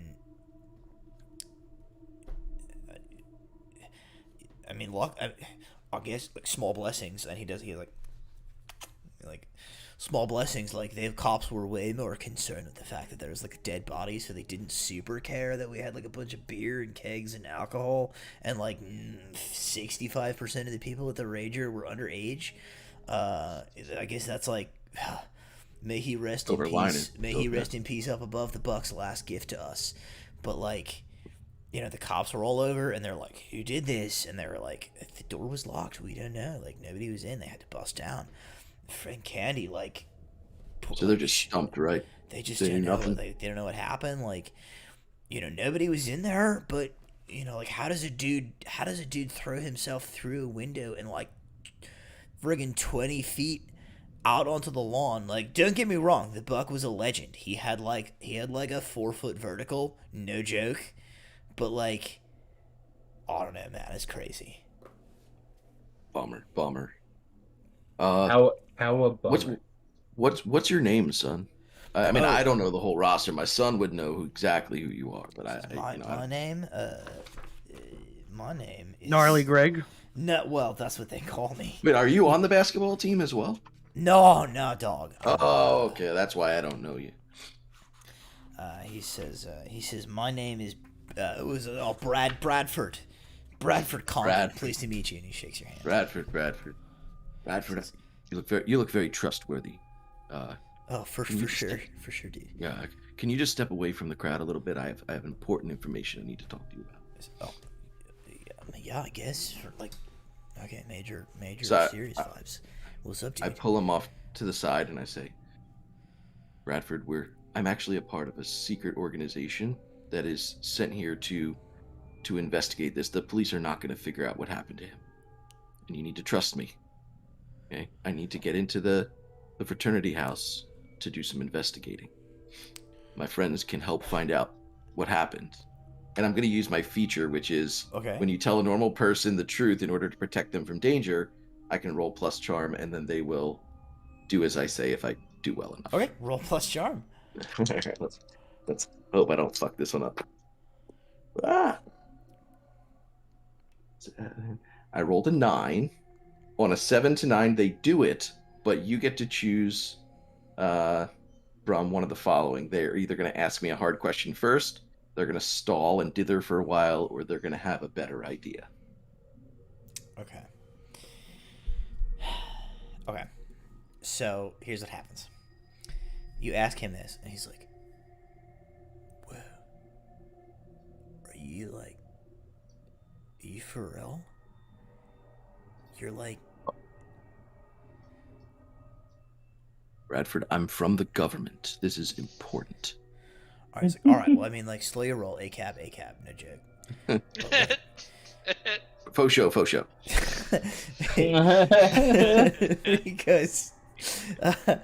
He goes, all right, like, I don't know, like, you have like a trustworthy face, and like, you remind me of my own dad, who also, like, he has those same shoes, and like, that just really is comforting to me. And like, I mean, like, I mean, the dude who sired F Money, I think, was the name that I gave that dude. Yes. F Money, like, can't, like, has to be legit, but like, that's heavy, man. Like, I don't want to get in trouble, like, but I mean, okay. He like, the frat house is like, he points to like the edge of the campus, like on the far side of the quad. It's like just across the road there, like that street there, like the frat house is just like a block down in there. There's nobody there right now. Like, the police, like, taped it off or whatever, but like, they're not there. All the brothers are here because they're like, like, showing their support. One love, one family, brotherhood for life. I've already poured one out for him. Yeah, totally. When I showed up. Hell yeah. Pour one out for sure. He's like, but like, you can go there and you can, like, you can look around and like, but you just like, I don't want this coming back to me. Oh no. No offense, but like, major party foul to like invite an old dude into the frat house. Like, that's I know. Huge no go. And he like waffles long enough, and what happens is, as you guys are standing there, before we do that, like, as this conversation has taken some time, is anybody else doing anything as all of this is going on?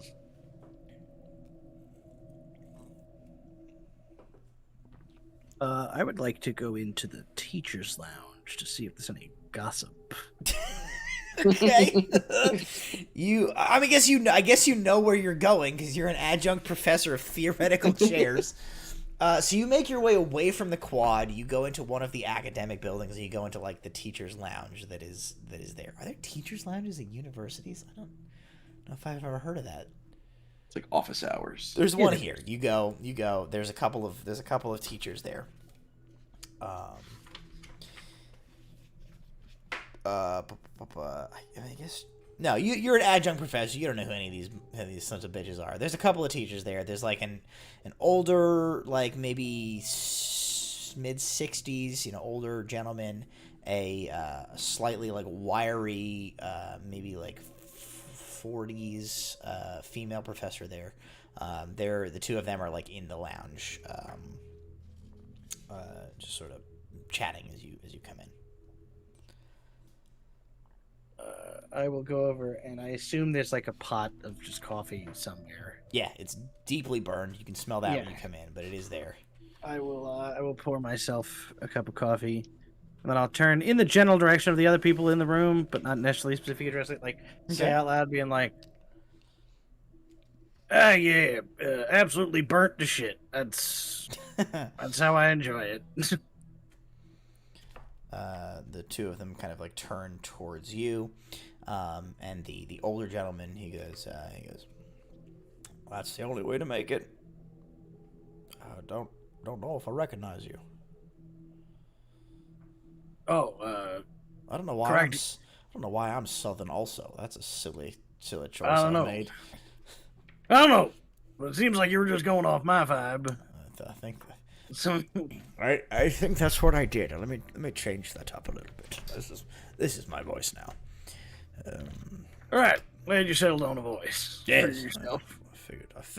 I figured it out for the day. No, I'm Southern. I'll take like a sip of the cup.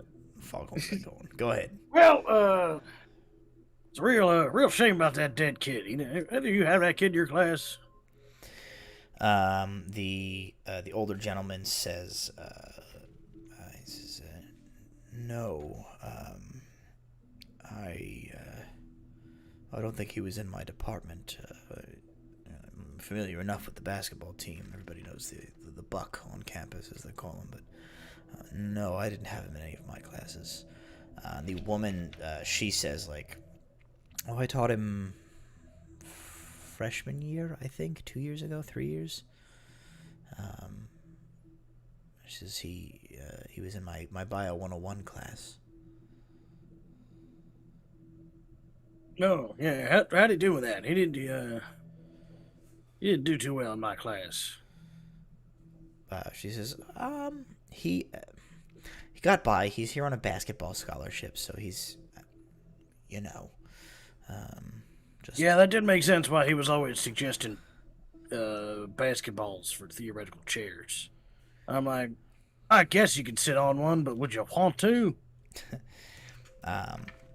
The older gentleman says, I'm sorry. I didn't get your name. You're a professor here. Oh yeah, I mean I'm an adjunct, so like compared to you guys, I'm just like a fly on a piece of shit. But they do let me sometimes come in here and enjoy the coffee. Don't have a parking pass though, so I gotta fucking walk here.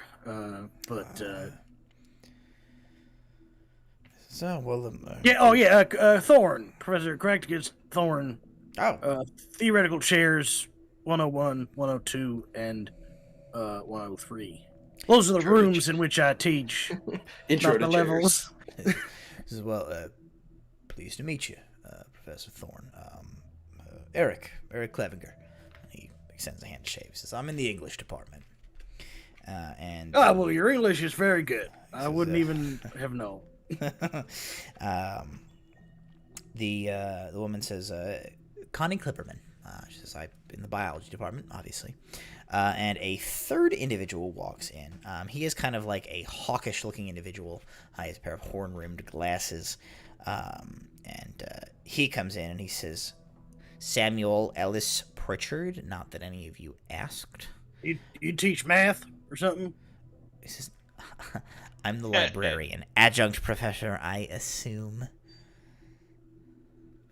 Shut up, nerd. Typical. Wait, are you looking down? Do you even teach? I'm the librarian. I just said that. Yeah, so you don't teach shit.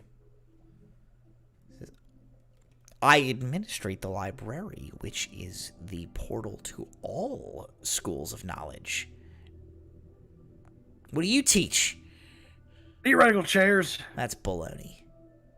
No, it's chairs. You can't prove those chairs exist. They're theoretical. Yeah, it's the whole point. Checkmate. Jackass. He gets a cup of the Bailey. Also, coffee, baloney would make a terrible chair. And he sips it and he goes like,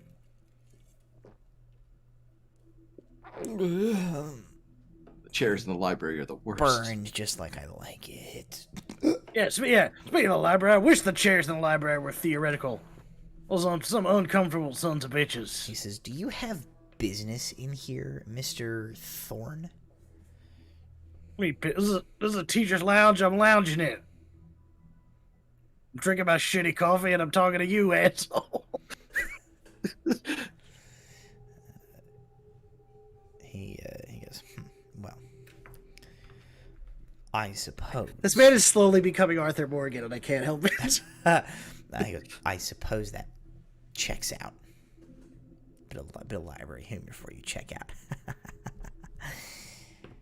Hey, why don't you check this out? He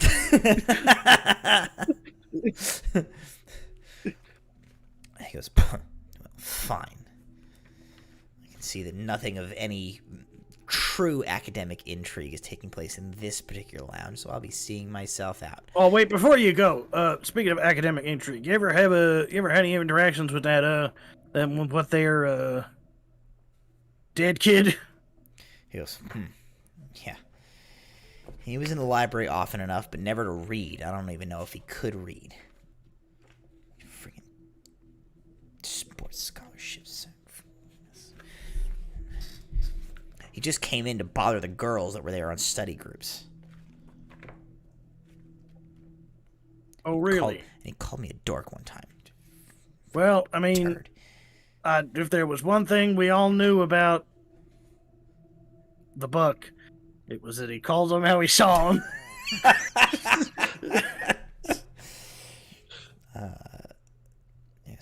No, he hardly had an interest in academic pursuits for whatever it was that his major was, which,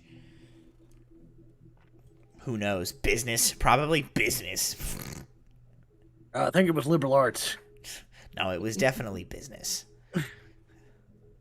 That's the even bullshitter degree that sports kids all do.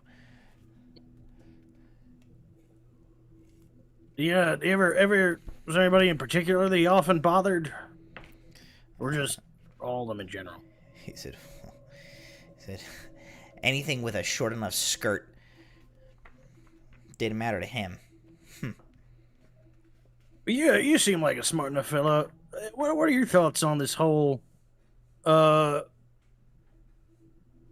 himself from a goddamn window with a locked door and being all frosty? Kind of weird, right? He says, he like pushes the glasses up his nose and he says, if you ask me, it sounds highly unusual. Supernatural, maybe. And you see both... hold on. Both the other professors go like, oh my fucking god, this shit again. Hold on a second. Let me get something straight. You believe in the supernatural, but you got a problem theorizing chairs? I believe in things. I believe in things that concrete evidence can support. There are verifiable sightings of Sasquatches and Yetis and the Loch Ness Monster. I have never once seen a reliable account of a theoretical chair. Heracticus will pull a chair from the table and go, to fucking duh. That chair is wholly physical. There is nothing metaphysical or theoretical about that chair at all. Checkmate. First of all, terrible catchphrase. Secondly, yes.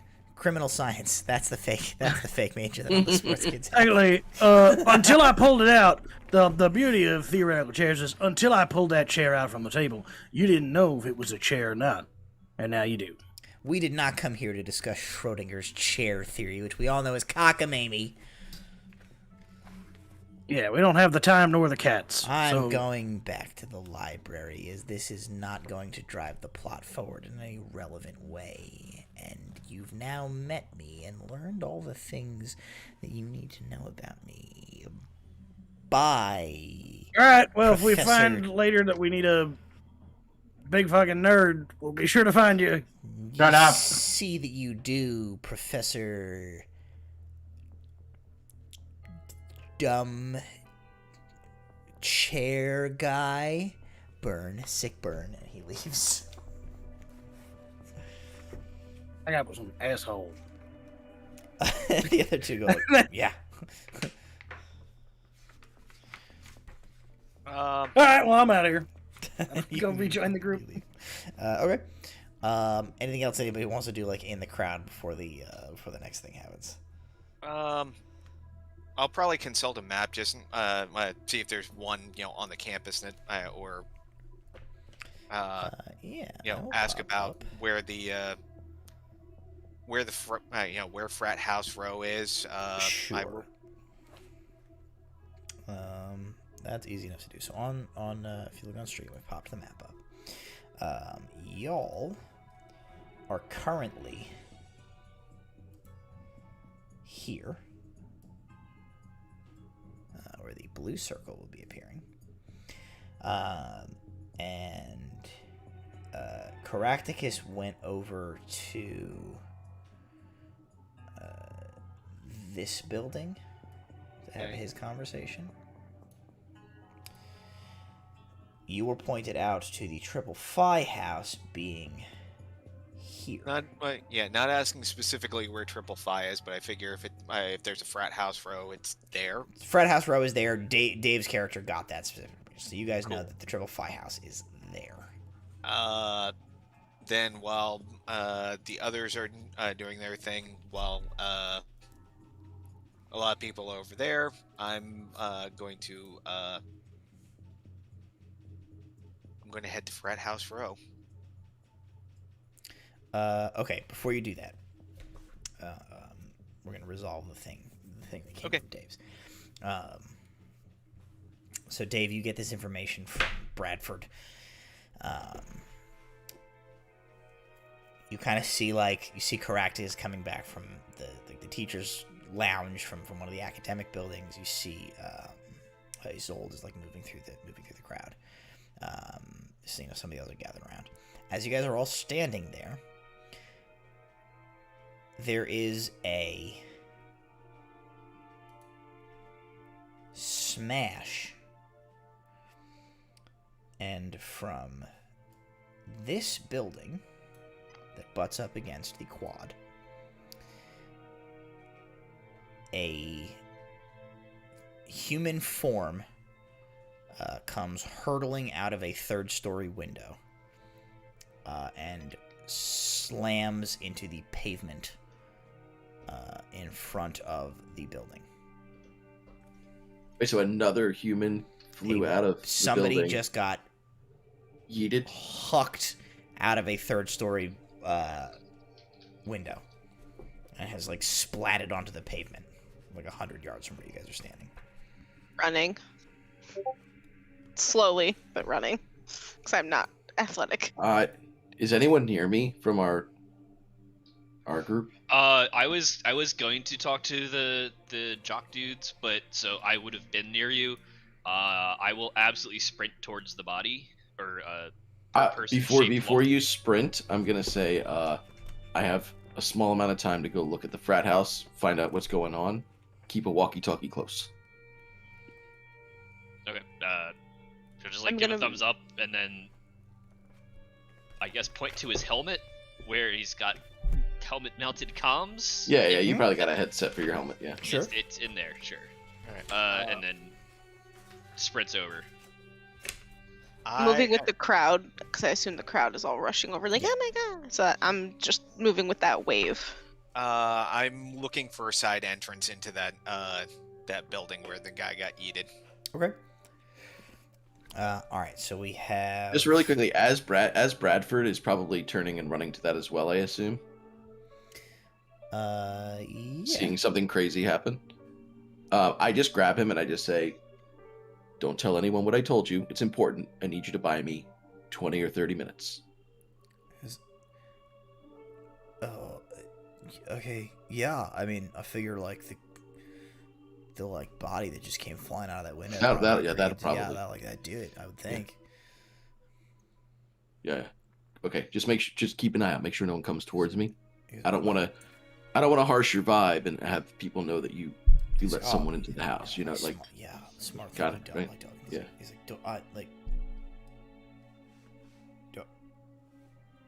Go. Do I salute? What's the mascot of this college?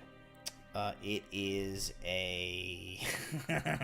You could probably just say "Go Birds" and that's 80% of them. No, it is a... Is it a deer? Bull. A bull? It's a bull? It's a bull. I put up bull horns. I'm like, yeah! Go Bulls. Go Bulls. And Go! Yeah! Totally. And I run towards the house. So, Bob Wesley, you were looking for side entrance to the dorm that the body just got tucked out of. Frank Tabernacle is running across, heading off campus to try and run to the Triple Phi house. Isolde, you're moving with the crowd. The other three of you guys, what are you guys doing? I'm sprinting towards the body. Right, you're Or running the the body. body shaped thing. I guess I'm just gonna go into the building too. Okay. So you're gonna go with Bob. And Sure. what was yours? Your thing, Russell? I'm gonna go towards the bodies. Okay. All right. Let's do body first, as that's like the thing that can be reached the quickest.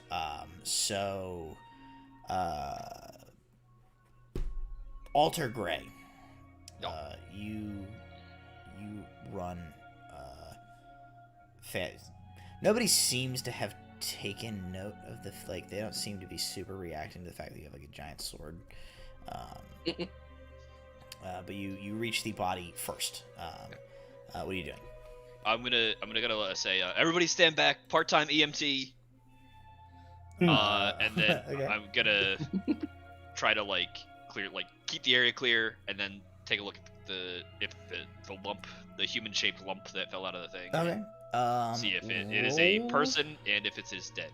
Roll to act under pressure, and then we'll see how that goes. Act under pressure is plus cool.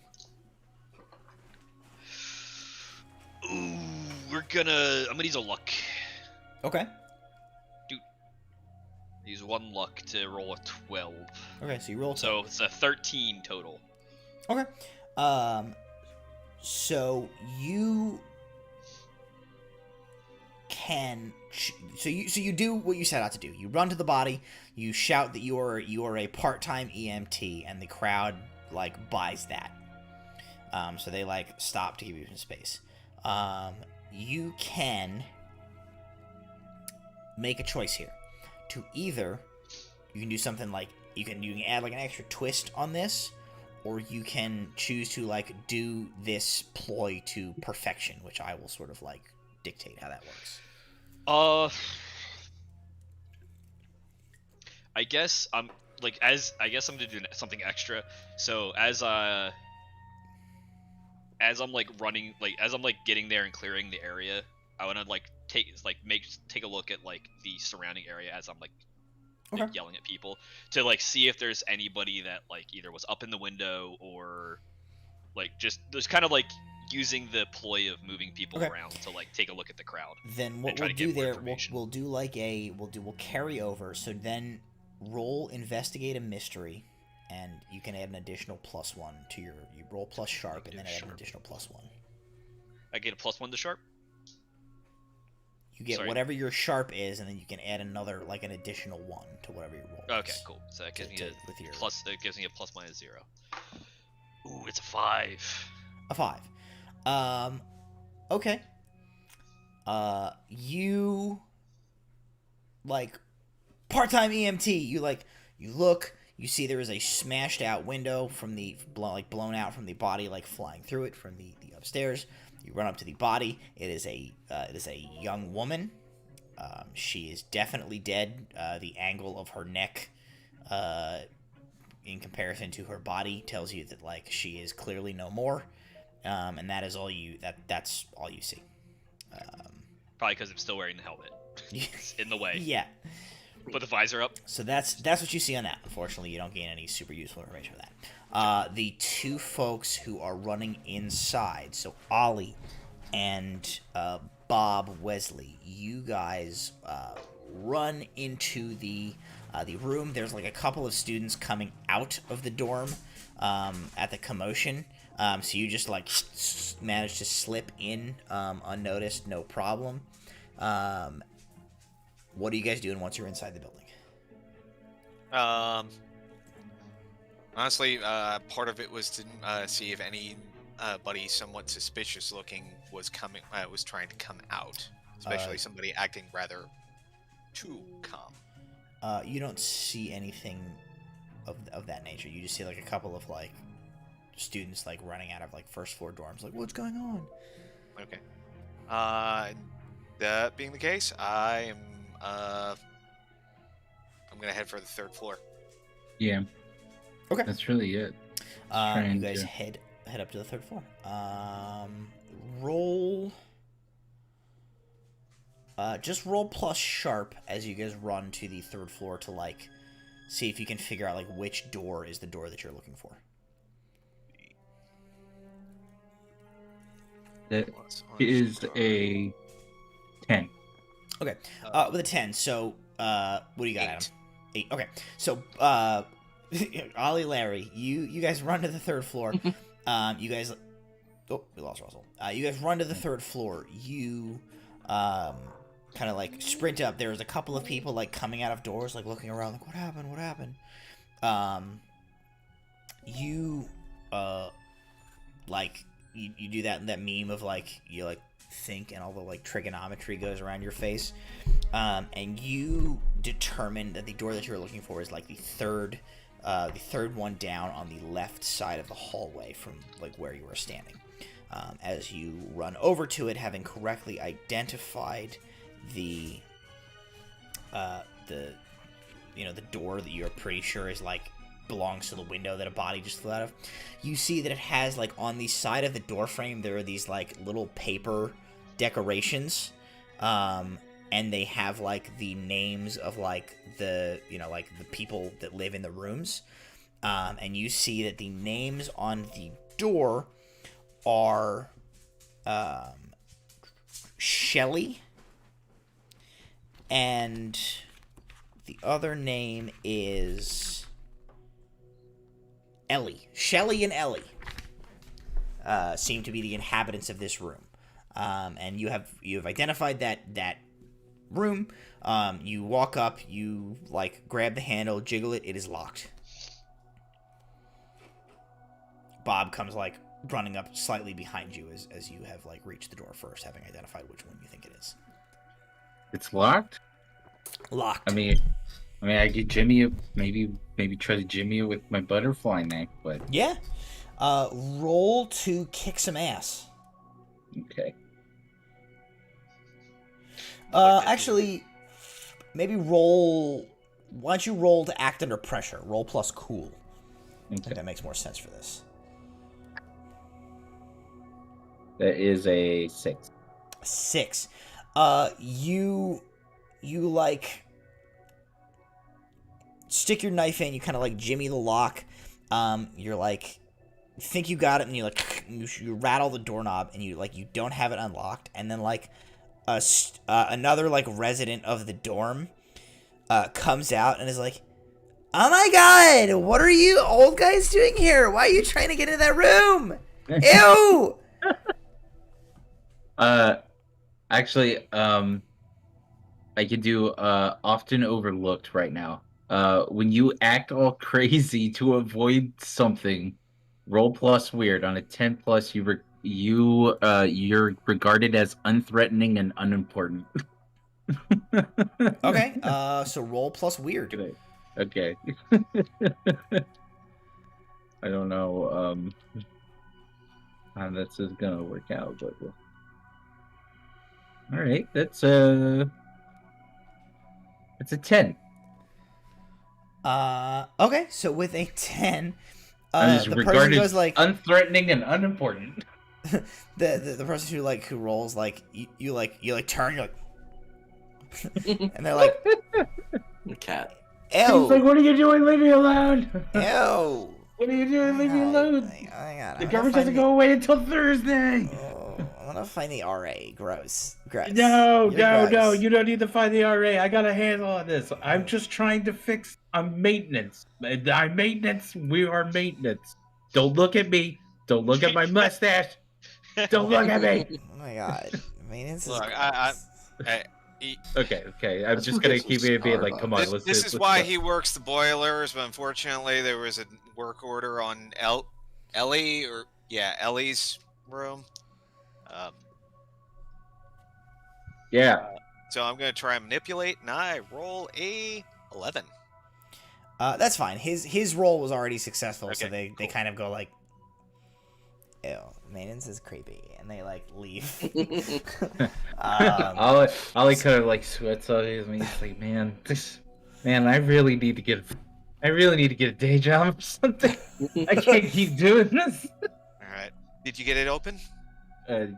Did I get it open? You did not manage to unlock it. No, you failed. No, you failed in your damn pressure roll. It's like, no, I didn't get it open. Right. You got another idea? It's like, we gotta get in here. Give me a sec. Gonna check my pockets. Look for paperclip. See if some misspent youth still works out for me. And I'm going to pull a paperclip and use it to try and pick the lock. Okay. Roll to act under pressure. Roll plus cool. Of course, I dropped my other die. Let's say, can I help with that? Can I like maybe it's just like maybe can I like hold the lock? Or yeah, I do have a flashlight actually, okay. a watchman's flashlight. So Curtis, roll plus cool to help out. Okay, cool. So just like both of us, just Curtis, you roll get over first, the car. How that resolves. It's no, an 8. move the flashlight over here. An 8. No. Okay, so Adam is gonna get a +1 to his roll, but your help is going to expose you guys to trouble or danger. Oh. So Adam, what is your roll then? My roll was a 9. A 9. Is that including his +1? Yes. Okay. Damn. So you get the lock open. You jimmy it. You're like the two of you are like huddled together in front of this door. Like Bob is like wiggling this paperclip in. You've got Ollie's got your like flashlight out. You're like Jimmy. You're like I don't know, like turn it that way. And then you hear like click, and you like open the door, and the door opens. And you're like, yeah, hell yeah, and you like fist bump, and you look, and there's like that student has come back, and she's like, oh my god, maintenance would have keys. Ew, you guys are creeps. Oh my god, I'm calling the police. I'm getting out of here. And she like runs out of the. You're gonna be on a registry. You have gained access to Shelly and Ellie's room. However, a student in this dorm is definitely convinced that you're a bunch of like weird sex perverts who are breaking into the dorm, and like trouble is on the way. You are on a limited amount of time. All right. Well, immediately lock the door behind us. Just close the door you go and in lock and it. lock the door. Yes, they go in and lock the door. Oh my god, why are you locking the door? Because if anybody else wants to come in here, then we don't have to explain. It's like if it was already locked in the first place, then it's locked again. What's our escape plan then? We'll worry about that. We can unlock a door from the inside. There's an obviously broken window that you can go. Yes, where a bunch of people are running down that hallway right now, for sure. Anyway, what do we see? Okay. His name is Cat Mulberry. While I'm arguing with him, I'm doing a quick survey of the room. Yeah. Okay. Both of you guys can roll to investigate a mystery if you would like. Yeah. Okay. What is that on sharp? Sharp, right? Plus sharp. Yeah. Cool. Plus 2 on sharp, so. That's what I need. That's a 10. Nice. Okay. Let me see. What's my pleasure? Oh, even. So also a 10. All right. So between the two of you, you each get 2 questions from that list to ask. What happened here? What sort of creature is it? What can it do? What can hurt it? Where did it go? What was it going to do? And what is being concealed here? Choices. I want to see. Here? Yeah. Okay. Well, I mean, like collectively pick the 4 questions that you guys are going to ask, and we'll just narrate it. That's a good one. What is being concealed here? I will say, where did it go? Okay.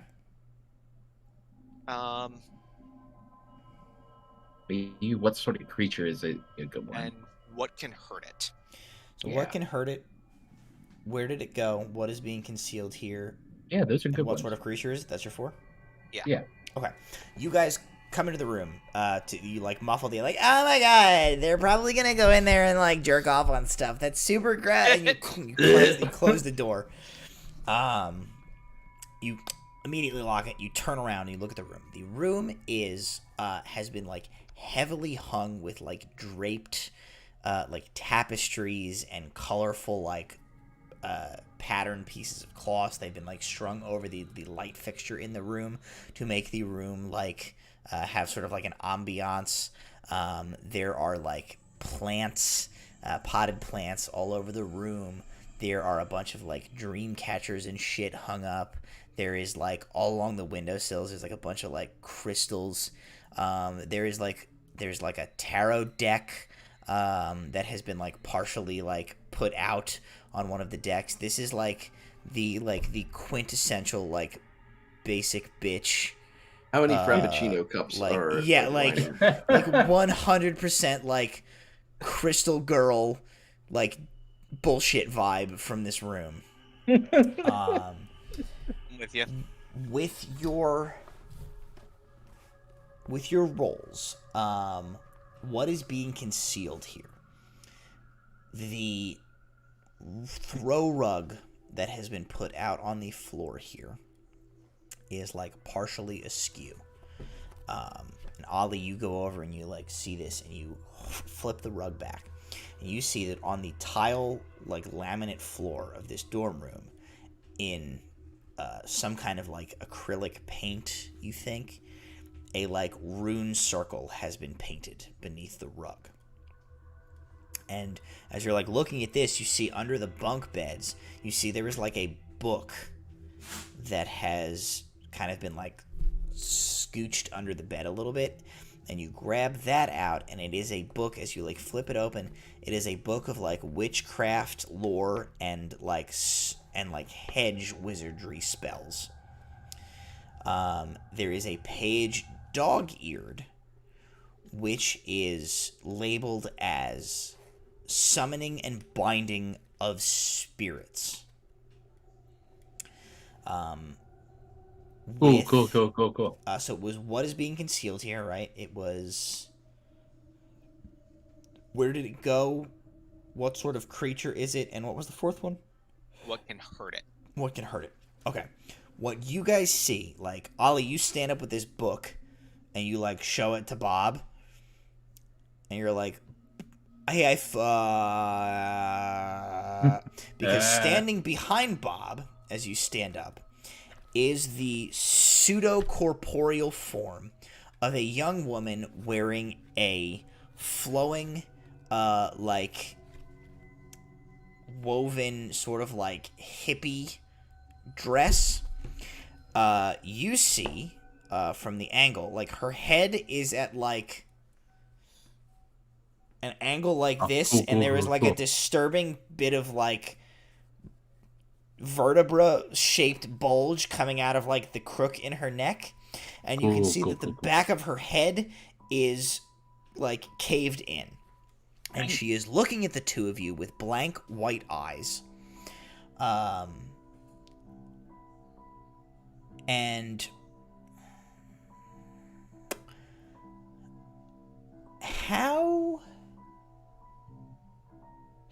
what is the love life of each of your characters been like? Non-existent. Okay, fair enough. Seeing somebody off and on currently, probably not terribly serious. Any a lot of onesies for Ollie, huh? Any sort of like infidelity involved in that relationship on Bob's part? Okay. This spirit like looks at the two of you, and like you can like all of a sudden like dredged to the front of your minds is like your memories of like your romantic entanglements. So like Bob, you're like, you know, think of this off and on relationship. Ollie, you just hear like a desolate like wind across a plain. A tumbleweed, like, and this like specter looks at you and goes like, "You are not guilty," and she disappears in like a cloud and flies out the smashed window. Wait. So to answer what sort of creature is it? It is absolutely some kind of a spirit, or like a ghost, or a specter, or a banshee, something of the sort of like incorporeal undead nature. As for what can hurt it, immediately you start rattling off the like what things can fuck with ghosts: salt, exorcisms, doing unfinished business. Iron. Stuff like that. Iron. Like phasmophobia. Yeah. See, World Weekly is going to love this tagline of wonderful. Of we know what Woodstock. We're out. Woodstock woman comes back from the dead. I'm unlocking the door. I am leaving him here if he's. But if he's doing his headline thing, I'm out. Like writing the people need to know, says Ali, as Bob is like, we have to fucking go. They think we're pedophiles. Woodstock rises from the dead to relive her Jimi Hendrix days. If there's another staircase than the one we came up on, I'm taking the other staircase. Yeah, true. Okay. I'm just ducking out. Like I'm just Sure, fucking. you guys run for it. Roll to act under pressure. Roll plus cool. Ooh, that was shit. I'm gonna use luck because I only rolled an 8. I think I need the 12 now. Okay. So luck will get us what? Basically, a it's 12. the auto. Like you'll Yeah. get Yeah, this I'm guy gonna- for You get a attention. 12, that's right, yeah. Okay. So So both of that you I guys can can read. invoke luck. Okay. Yep. So you can choose to do something extra in this like escape plan, or you can choose to like this goes off like absolutely perfect without a hitch. No, I'm gonna go for as mundane as possible. I'm have it go off without a hitch. I imagine there are more people flooding in, so I may duck into a corner. A few people walk past. I'm gonna act like I'm joining them and then turn off down the stairs. Okay. Ollie will just be like, maybe find like a janitor's closet to try to like maybe like just like maybe like get some cleaning supplies real quick. It just be like looks like he's a part of like the thing, just trying to get to like an exit, not trying to look smash. So essentially, you guys are choosing for like your escape to go off perfectly. That's fine. Yes. So you do that. Like Bob blends into the crowd of students going out to see the like commotion on the front of the building where like a person just flew out the window. Ollie gets like a mop bucket and like goes out with everybody. Everybody Mop seems to be my too, way like, out of danger. too concerned with what's going on to like pay much attention to you guys. And they like you guys make it out back outside of the building. As soon as we're clear, I'm gonna look around, pull out the radio. Okay, we're dealing with a spirit of vengeance here, kids. It could be spirit of vengeance coming back to Woodstock to relive the ages. You hear Frank, you're like 3/4 of the way like to the house. You're just sort of like jogging heading that way. Isolde, you get this in your sort of like your earpiece, like spirit of vengeance, we're dealing with spirit of vengeance. You're still out in the crowd. What are kind of like what are both of you guys doing as you get this piece of information?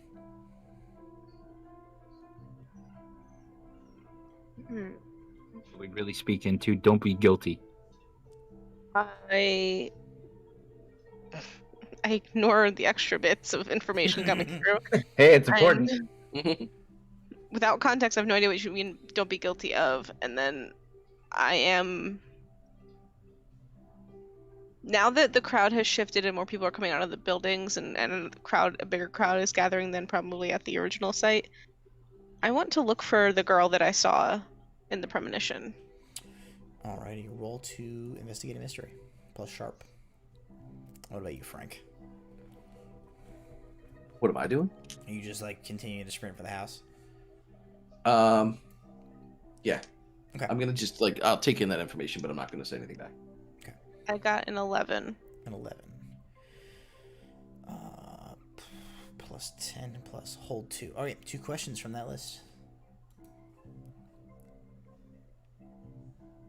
Boy, I got to get that. Those questions don't really, like I'm just trying to find her. What is being concealed here? Okay. And where did it go? Cool. Okay. You look around. There's a crowd gathered around the body. People are keeping a distance as the fake paramedic of Alter Gray is like keeping them at bay. He's doing, I don't know, fake CPR maybe at this point. with his bike helmet still on. I imagine he's mostly just kind of keeping people away until like somebody Give her some air. Give her some air. As the corpse is like that one douchebag. Yeah. Maybe tell somebody to go get a blanket. You kind of weave your way through the crowd. You turn and you see under a tree on the other side of a the little sort of like courtyard. There's a little courtyard, a little rock garden with like a bridge. On the other side of that, there's a tree, and standing under that tree, there is a young woman and a young man, and they are standing intimately close together. And like she is very much like, and the gentleman is like, you know, being very. Just don't look. I will. It's a very like, kind of the you can see the mating dance begin here. I'll protect you. Blah. Yeah. Blah. And you sort of like with your sort of like psychic impression, you get the sense that like they're much more operating with their like hormones than they are with their brains about like the definite corpse that is like 50 feet from them. The girl you see like pulls out her phone. And she kind of turns away from the guy that she's with, and she begins to like send a text message. And as you're like watching this, the girl you recognize, the one you saw in your vision. You begin to like move towards them, and you see she's like sending a text message. And as you're watching, as you're like beelining towards this, you see from behind her a like translucent figure comes like just into sort of like the peripheral of your perception. You see the same female form with the like impossibly cocked head and caved in skull sort of like manifest behind this girl, and you watch her like look at the phone at the like she like looks over at like what the girl is texting, and you watch this like this specter like look at the phone and look at the girl and look at the boy and look back to the girl and like. Quick question. She's near a tree, right? Near a tree. And the running. face of this like this spectral woman like contorts into like fury. And the other two don't seem to see her as you begin to like break into a run. Booking it, yeah. And she like backs up this specter and like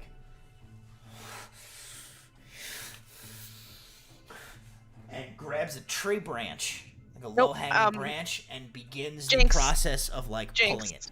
Jinx. Okay, you're gonna use an ability. Going to jinx and interfere with what a monster, minion, or bystander is trying to do. Very cool. Okay. Nice. Let me pull this up here to see what you have to roll. You are the spoopy. When you encourage coincidences to occur the way you want, when you jinx a target, roll plus weird on a 10+, hold 2, and on a 7 to 9, hold 1. Where's on jinx? A miss, the cube. I see hex. It's in the next column over. It's tune in big jinx. Okay. Yeah. Close the character the way you want. When you jinx a target, roll plus weird. Okay. Roll plus weird. I'm using a luck. I don't even care. This is not happening. I will take that. So we'll call that a 10+. So you're gonna hold 2. So from that list, I want to interfere with what a monster, minion, or bystander is trying to do. Okay. And what's the other? And I want to just, as I'm running, I kind of in my head, it's like depending on. You said it was like 100 yards away. I don't know how. No, you're probably like 50 feet away. You're running towards these people. Oh, okay. Then I'm 100 yards is the body from the first spot, right? Yeah, something like that. So yeah, so I'm running as fast as I can, but as I see the branch and everything, I want to use the jinx to. Whatever I think in the split second will be the easiest thing. And for me, it would be to get to knock the branch away from the spirit, because in my head I'm also seeing if it misses the girl, it'll go into the boy on accident, and I'm very afraid of any casualty. So I'm like, just full removal of the weapon as I'm still running and screaming. Now I'm making like an idiot of myself to get I don't care. Okay. So your jinx. So you're gonna use interfere with the monster, minion, or bystander, right? You do have like one other of these things that you get to pick. Oh. All right, hold 2.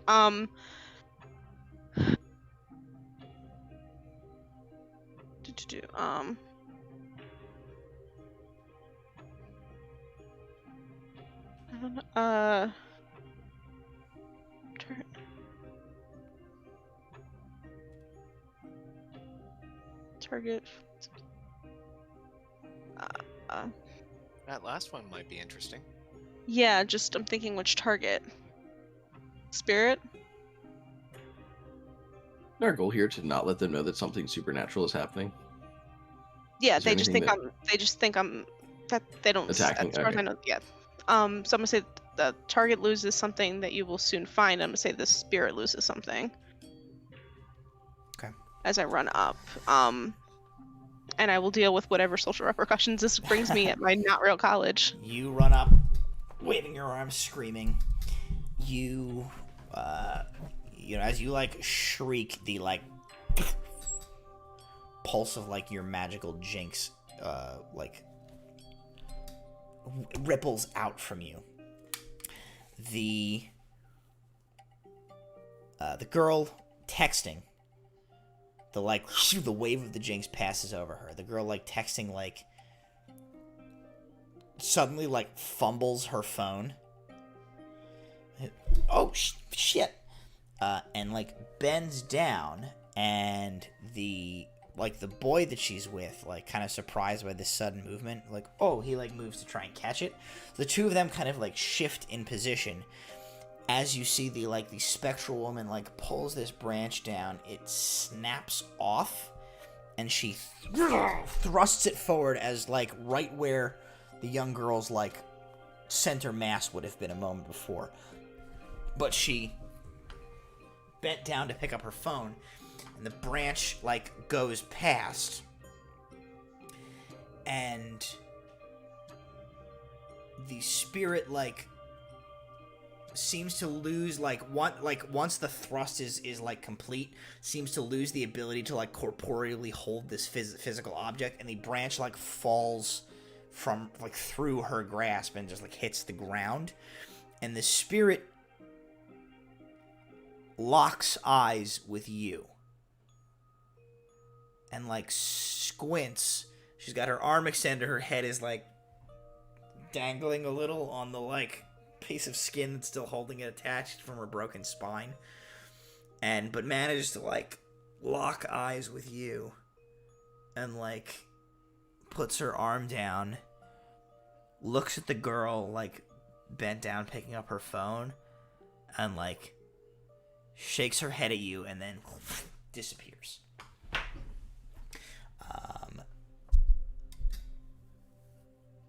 That's what happens. I'm going to... You said branch. So imagine this isn't like a little... like this is a whole... Like if this fell on you, it would still hurt kind of branch. It is... It's probably like this big in diameter. So I mean, it's not like a huge branch. It's, you know, it's... Okay, then in that case, I'm long, going... you know, has some leaves on one end, and then like the snapped shard that she like broke off and was going to like impale. Yeah. You know, it's a little bit bigger caliber than like a broomstick, essentially. Are they paying attention to this giant branch? The two of them like you know, like this branch that comes down and like thrusts forward, and you don't know what they interpret that as, but like the two of them are like, oh my god, and like the girl is like, I almost died. Oh my god, what happened? I skid to a stop, and I just like, if there's, they move, they kind of like have backed up several feet. Okay. The branch is laying on the ground. The girl's phone is also laying on the ground.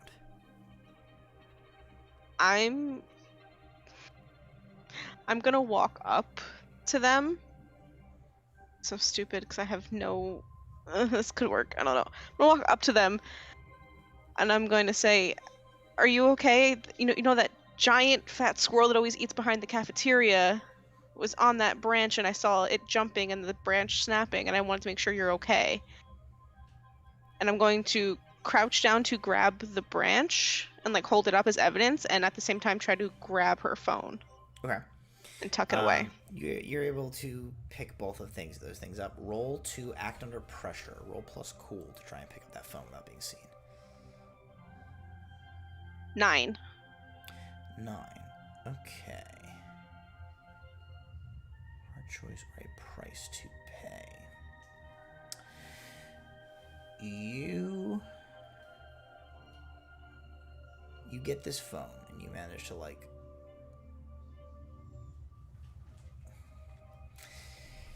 you reach down, you go to pick up this phone, and like you realize,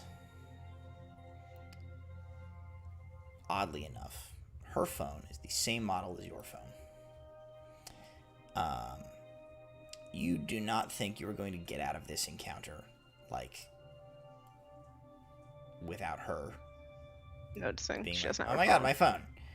You think you have like a split second that you can maybe like pocket her phone and give her yours to buy you enough time to get away. Yeah, I'll do that knowing that my phone is severely password protected and everything, and she can't get into it. Okay. And just swap them really quick and hand her mine. Just go, are you okay?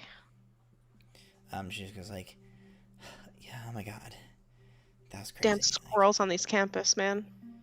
She's like, they're the worst. Yeah. I don't want to be. There's definitely like a dead body over there. I don't. Like, There's a lot going on right now. We should all just go back to our dorms. And I'm just going to turn and go. So you begin to walk away. Frank, you arrive at the house, the fraternity house. As Bob and Ollie get like out of the dorm.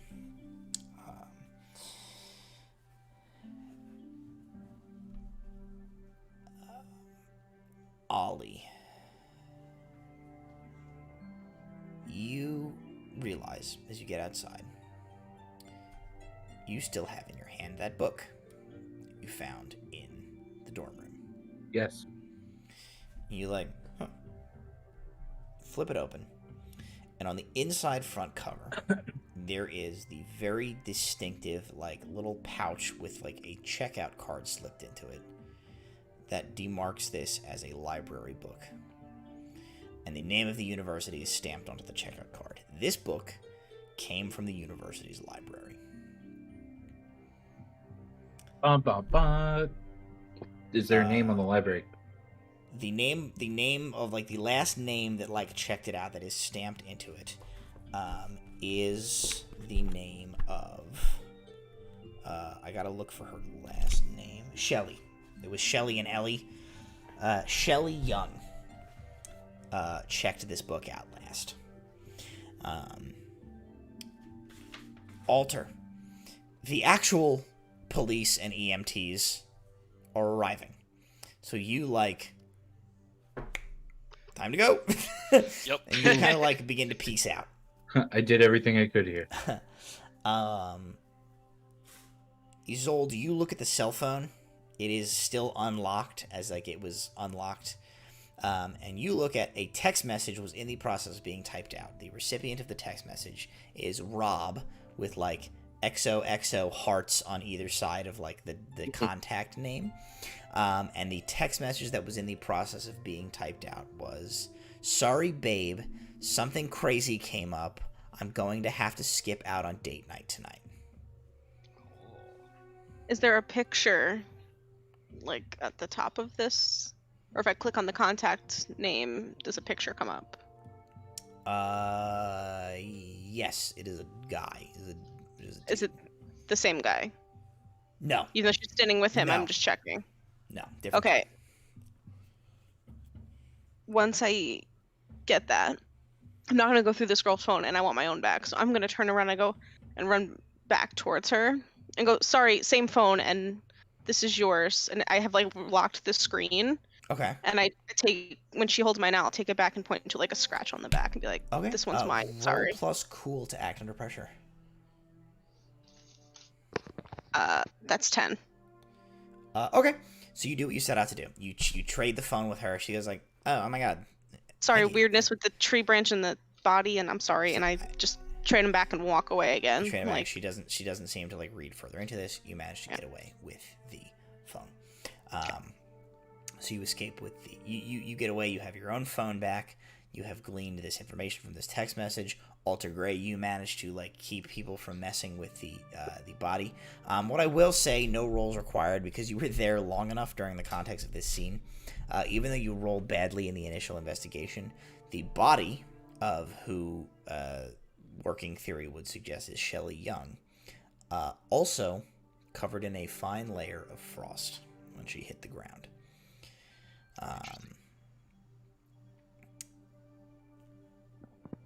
Frank Tabernacle, you arrive at the Triple Phi fraternity house, and you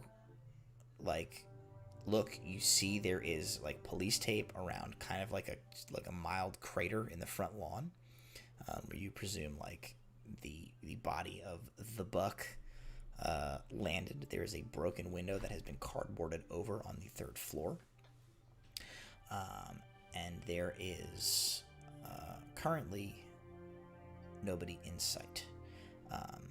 So as you guys have like kind of gathered all this information, apparently you have learned that there is a sort of a vengeance spirit killing people, and you have gathered some initial clues. That's actually where we're going to draw a close to tonight's session, because it is time to say goodnight. When we will get back to this, I'm not sure. I think maybe we might have to like do this off stream and pre-record it and then release it at some point. But that'd be pretty good. This will end up being a 2-parter. So what you're saying is the buck stops here. The buck stops here. The buck stopped on the lawn. We even showed. This is interesting. There's a lot of intrigue. There's mystery. There's outrigue. There's mop buckets. Hippie women with broken necks. All right. Well, hey, thank you guys for joining me. Thank you for Roleplay Gains for joining us with a raid of 4 people a little while ago. I saw that in the chat. Thank you. Happy to have you with us. Sorry you came in kind of at the tail end here. We're doing a little Monster of the Week this week, but come back and visit us again next time. And as always, thank you to our sponsors, Little Dragon Corp and Cardboard Castle Games. They have been wonderful sponsors to us over the years, and we very much appreciate them. Be sure to check out our other streams pretty much every day of the week here on Proficiency Bonus. We will be back next week, barring any issues. We will be back with the Grimm's Folly crew, the pirates portion of our campaign in 2 parts next week, and then the week after that with regular Fool's Errand again, barring any other issues. But thank you for joining us, and we'll see you next time. Good night, everybody. Bye. Go Bulls. Go Bulls.